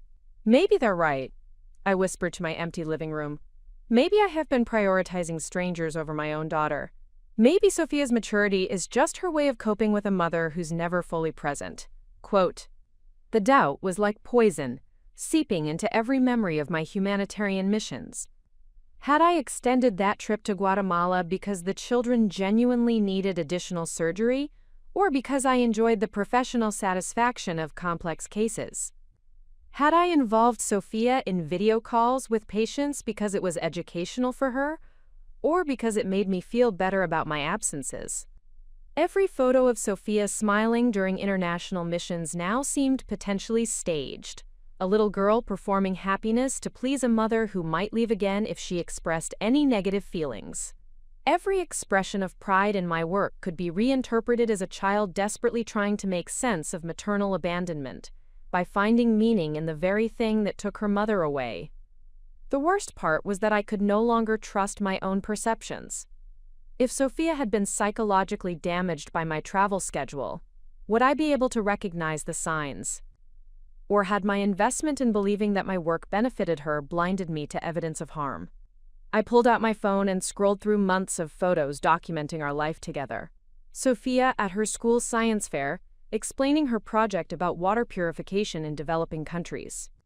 Sophia teaching her dolls surgery procedures she'd observed during missions. Sophia writing thank you letters to families of children I'd operated on. Sophia learning Spanish phrases to communicate with international patients. Each image could be interpreted two ways: evidence of a thriving child developing global consciousness, or documentation of a little girl forced to find meaning in experiences that were actually traumatic. The same activities that Dr. Harrison had celebrated as signs of emotional intelligence could be reframed as symptoms of psychological conditioning. My mother found me in the living room at 3 a.m., still scrolling through photos and second-guessing every parenting decision I'd made since Sophia's birth. "Maida," she said softly, settling beside me on the couch, "you look like you haven't slept in days." "Mom, what if they're right? What if I've been so focused on helping other children that I've damaged my own daughter?" Carmen studied my face with the patience of someone who'd raised 5 children and understood that parental self-doubt was often inversely related to actual parenting quality. Elena, tell me something. When Sophia talks about your work, does she sound like a child who's been harmed? But what if she's just learned to hide her true feelings? What if I've trained her to suppress her anxiety to make me feel better about leaving? Have you ever asked her directly how she feels about your missions? The question was so simple that it revealed how thoroughly James's legal strategy had undermined my confidence. Yes, many times. She always says she's proud of the work and wants to continue learning about it. And when you return from trips, how does she respond? I remembered Sophia's genuine excitement when I came home, her eagerness to hear about surgical cases, her detailed questions about patient recoveries. She seems genuinely interested and engaged. Elena, I've watched that little girl for 7 years. I've seen her when she's happy, sad, confused, and scared. When she talks about your humanitarian work, she radiates pride and understanding. That's not trauma bonding. That's a child who's learned that love means helping others. But even my mother's reassurance couldn't fully penetrate the doubt that James's accusations had created. What if we were all wrong? What if the medical professionals, educators, and family members who supported my approach were missing something that only a trained psychologist like Dr. Marcus could identify? The independent psychological evaluation ordered by Judge Foster was scheduled to begin the following week, conducted by a panel of 3 child psychologists who would spend 6 weeks assessing Sophia's emotional state, cognitive development, and psychological response to my travel schedule. Their findings would determine whether James's claims of psychological damage had any foundation, but waiting for those results meant living with uncertainty about whether my entire parenting philosophy had been fundamentally misguided. Every interaction with Sophia became fraught with anxiety about whether I was pressuring her to support my career or genuinely listening to her authentic feelings. The professional isolation was equally devastating. Colleagues who'd previously celebrated my humanitarian work now seemed cautious in their interactions, uncertain whether supporting me might implicate them in accusations of professional irresponsibility. Hospital administrators had started requesting detailed coverage plans for my international missions, treating my humanitarian work as a liability to be managed rather than a service to be supported. Even Dr. Sarah Kim, who'd been such a strong mentor throughout this process, had called with concerning news about the broader implications of my case. Elena, I'm hearing from other humanitarian physicians who are worried about how your custody battle might affect their own family situations. Some are considering scaling back international missions to avoid similar legal challenges.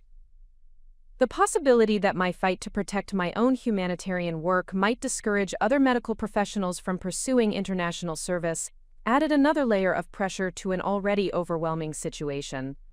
If I lost this custody battle, the precedent could affect hundreds of physicians who balance domestic practice with international humanitarian commitments. As dawn approached, I found myself questioning not just my parenting, but my fundamental understanding of what it meant to be a good mother. Was putting my daughter first supposed to mean protecting her from exposure to the world's problems? Should maternal love create a bubble of security rather than preparing children to engage with global challenges? The woman who'd confidently defended her humanitarian work just months earlier now felt like a stranger. In her place sat someone plagued by doubt, second-guessing every decision, wondering if the very qualities she'd celebrated in her daughter were actually symptoms of psychological damage she'd been too selfish to recognize. Sophia found me in the kitchen the next morning, making coffee with hands that shook from exhaustion and anxiety. She wrapped her arms around my waist in the spontaneous hug that had always been her greeting, but this time I found myself analyzing her affection for signs of performance or psychological compensation. "Mommy, you seem sad lately. Is it because of the court stuff about your doctor work?" Her direct question cut through my spiral of self-doubt with the clarity that only children can provide. Sophia wasn't hiding her feelings or performing emotional support. She was genuinely concerned about my well-being and directly addressing what she'd observed. "I'm worried about some things, sweetheart, but I'm more worried about how all this legal stuff is affecting you." Sophia considered this with the same serious expression she used when thinking through complex problems. Mommy, some of the kids at school say that traveling to other countries is dangerous, and that you shouldn't take me with you. But they don't understand that you help kids who are really sick. How does that make you feel when other kids say those things? It makes me sad for them, because they don't know about Diego and Maria and all the other kids who got better because of your surgeries. They think helping people in other countries is bad, but I know it's good. Her answer reminded me of something I'd forgotten in the midst of James's attacks.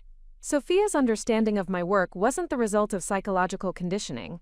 It was the natural response of a compassionate child who'd been given the opportunity to understand that love extends beyond immediate family. But the doubt remained, whispering that even this interaction could be interpreted as evidence of a daughter trying to reassure a mother whose emotional stability depended on validation of her career choices.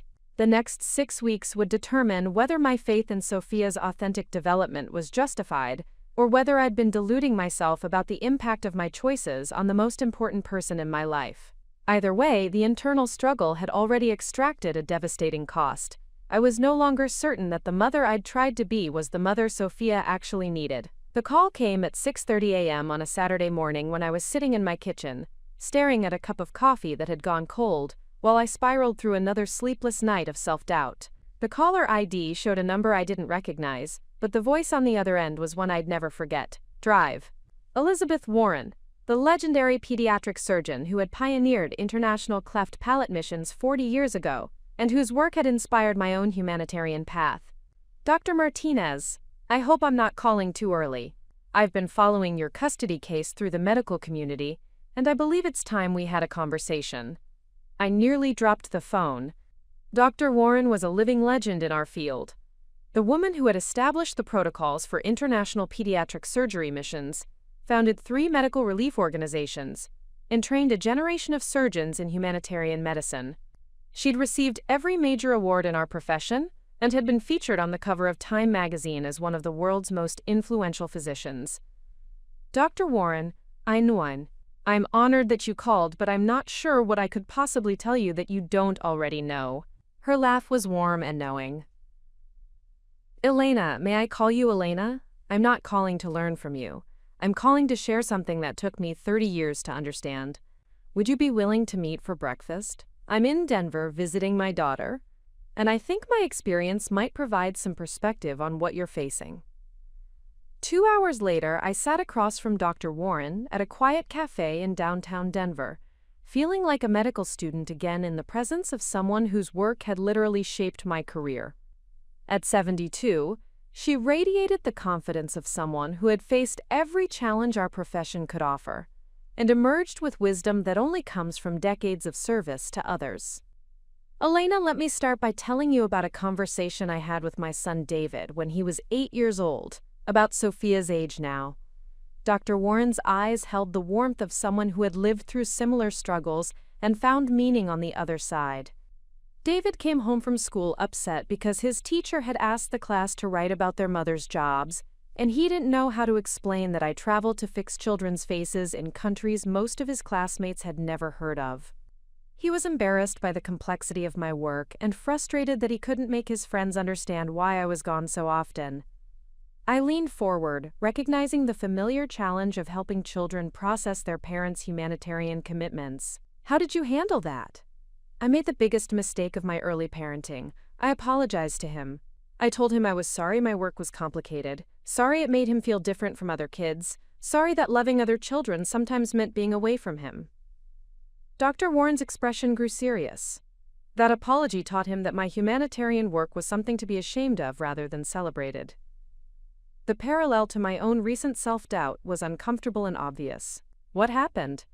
David spent his teenage years rejecting everything connected to my medical missions. He refused to hear about my work, showed no interest in international cultures, and actively avoided any career path that involved helping others. It wasn't until he was in his 30s, after becoming a father himself, that he understood what he'd missed by closing himself off to the values I'd tried to model. Dr. Warren pulled out her phone and showed me a recent photo. A man in his 40s, surrounded by children at what appeared to be a refugee camp, wearing scrubs and the satisfied expression of someone engaged in meaningful work. That's David now. He's a trauma surgeon who spends 4 months every year providing emergency medical care in refugee camps. He told me last year that his biggest regret was wasting 20 years rejecting the very calling that now gives his life the most meaning. The story hit me like a revelation. You're saying that apologizing for your humanitarian work actually damaged his development? I'm saying that when we treat our service to others as something to apologize for, we teach our children that helping people is a burden rather than a privilege. David learned to see my missions as competing with my love for him, instead of extending from it. Dr. Warren ordered another coffee and settled back in her chair with the patience of someone who understood that transformational conversations couldn't be rushed. Elena, tell me what you believed about your parenting before this custody battle began. I thought back to the confidence I'd felt just months earlier.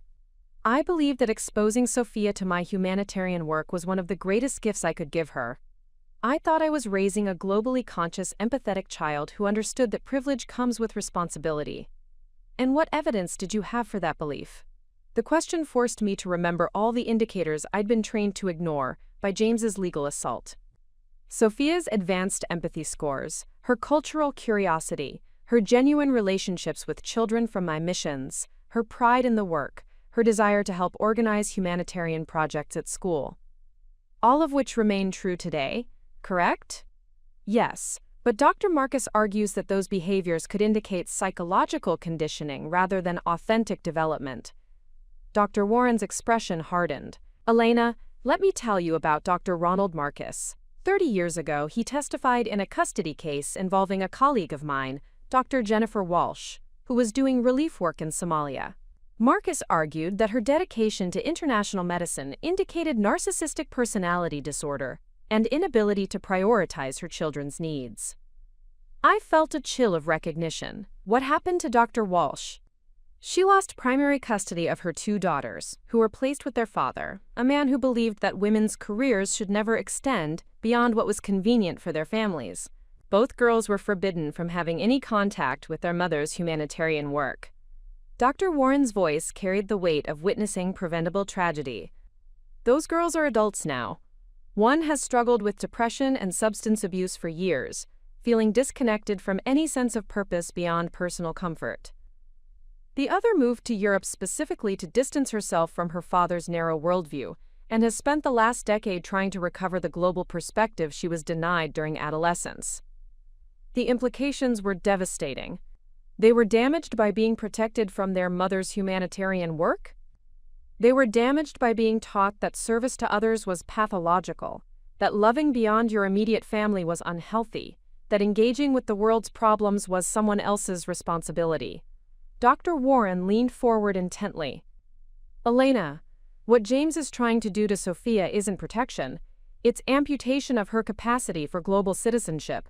I felt something shifting in my chest, the first loosening of the doubt that had consumed me for weeks.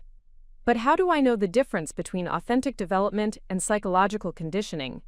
How do I trust my own perceptions when experts like Dr. Marcus can reinterpret everything? Dr. Warren smiled with the confidence of someone who had faced this exact dilemma decades earlier. Let me ask you something, Elena. When Sophia talks about your humanitarian work, who benefits from her understanding? The children who receive surgery, their families, the medical teams we work with. And what does Sophia gain from supporting your missions? I considered this carefully. She learns about service, develops cultural awareness, builds empathy, understands global citizenship. Exactly. Authentic development benefits everyone involved. The child grows while contributing to something larger than herself. Psychological conditioning, on the other hand, benefits only the adult who's manipulating the child's responses. The distinction was clearer than anything Dr. Marcus had presented in his testimony. Sophia's support for my work wasn't just about making me feel better. It was about her own growth into a person who understood her responsibility to help others. Elena, there's something else you need to understand about this custody battle. James isn't just trying to change Sophia's living situation. He's trying to change who she becomes as a person. He wants to raise a daughter who believes that success means accumulating comfort and security. You're raising a daughter who believes that success means using your advantages to help others. Dr. Warren pulled out a folder of letters. These are from children I operated on 40 years ago, They're adults now, many of them doctors and humanitarian workers themselves. But more importantly, these are letters from my own children and grandchildren, thanking me for teaching them that love extends beyond family boundaries. She handed me a letter written in careful handwriting. This is from my granddaughter, who just finished her first year of medical school. She wrote this after completing a volunteer mission in Haiti. I read the letter with growing amazement. Dr. Warren's granddaughter described how her grandmother's humanitarian work had inspired her own medical career, how understanding global health disparities had shaped her worldview, how learning that privileged people have responsibilities to help others had given her life direction and meaning. Elena, this is what James is trying to prevent Sophia from becoming. A young person who understands that her advantages in life come with obligations to serve others. The conversation continued for 2 hours, with Dr. Warren sharing story after story of children who had thrived when their parents' humanitarian work was celebrated and struggled when it was hidden or apologized for. She introduced me to concepts I'd never considered: how children develop moral identity through observing their parents' service to others, how global awareness builds emotional resilience, how understanding privilege and responsibility creates psychological security rather than undermining it. The children who struggle, Dr. Warren explained, are usually those whose parents compartmentalize their humanitarian work, treating it as separate from family life rather than as an expression of family values. Sophia doesn't struggle because she's been included in understanding the meaning and importance of your missions. But perhaps the most important insight came when Dr. Warren shared her own experience with doubt and criticism. Elena, I've been attacked by colleagues who thought international missions were showboating, by family members who thought I was neglecting my children, by bureaucrats who thought my travel was irresponsible. Every humanitarian physician faces people who fundamentally don't understand that serving others is a calling, not a hobby. She paused, choosing her words carefully. What I learned over 40 years is that when you apologize for your calling, you give permission for others to diminish it. When you celebrate your service while acknowledging its challenges, you teach your children that meaningful work requires sacrifice and dedication. But what about the practical impact on Sophia? The school policies, the social stigma, the legal restrictions? Dr. Warren's expression grew fierce.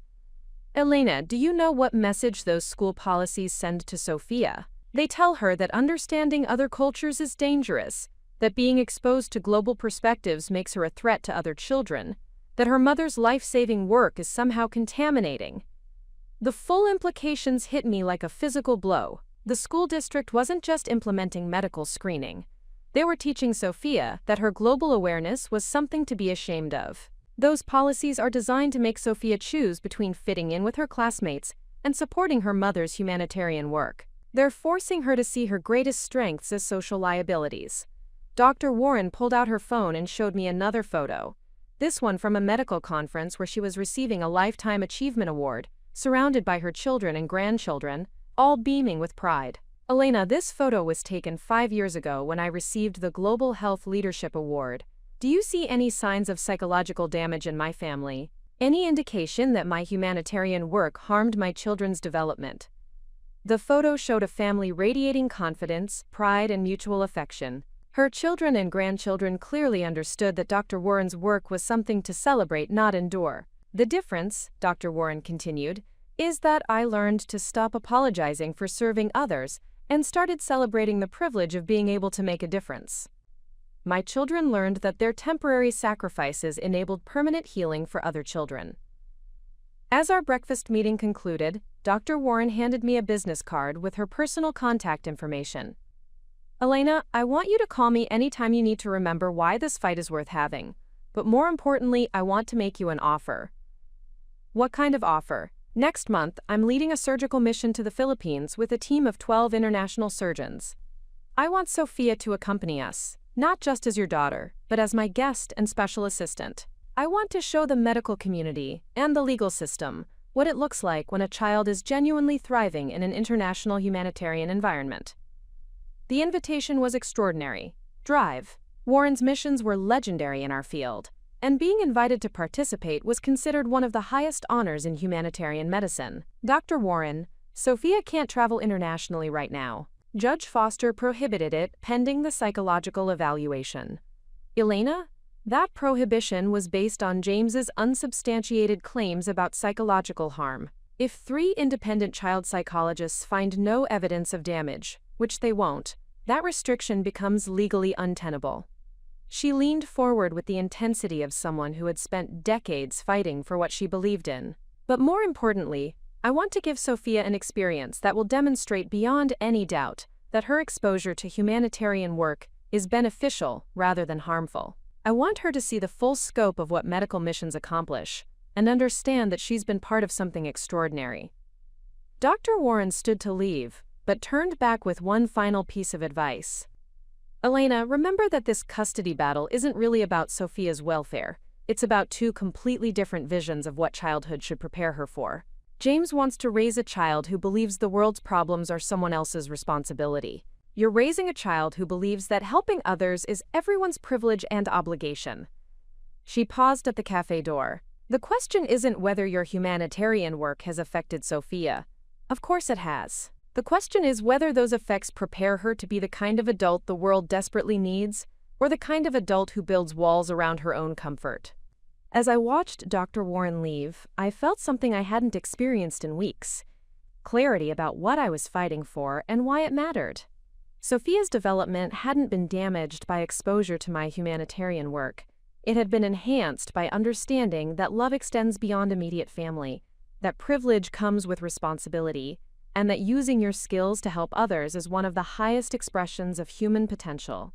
The doubt that had consumed me for weeks began dissolving, replaced by renewed confidence in the values I'd tried to model for Sophia, and determination to protect her right to continue growing into the globally conscious, compassionate person she was becoming. James wanted to shelter Sophia from the world's complexity. I wanted to prepare her to help solve the world's problems.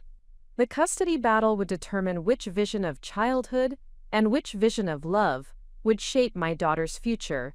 Up next, you've got 2 more standout stories right on your screen. If this one hit the mark, you won't want to pass these up.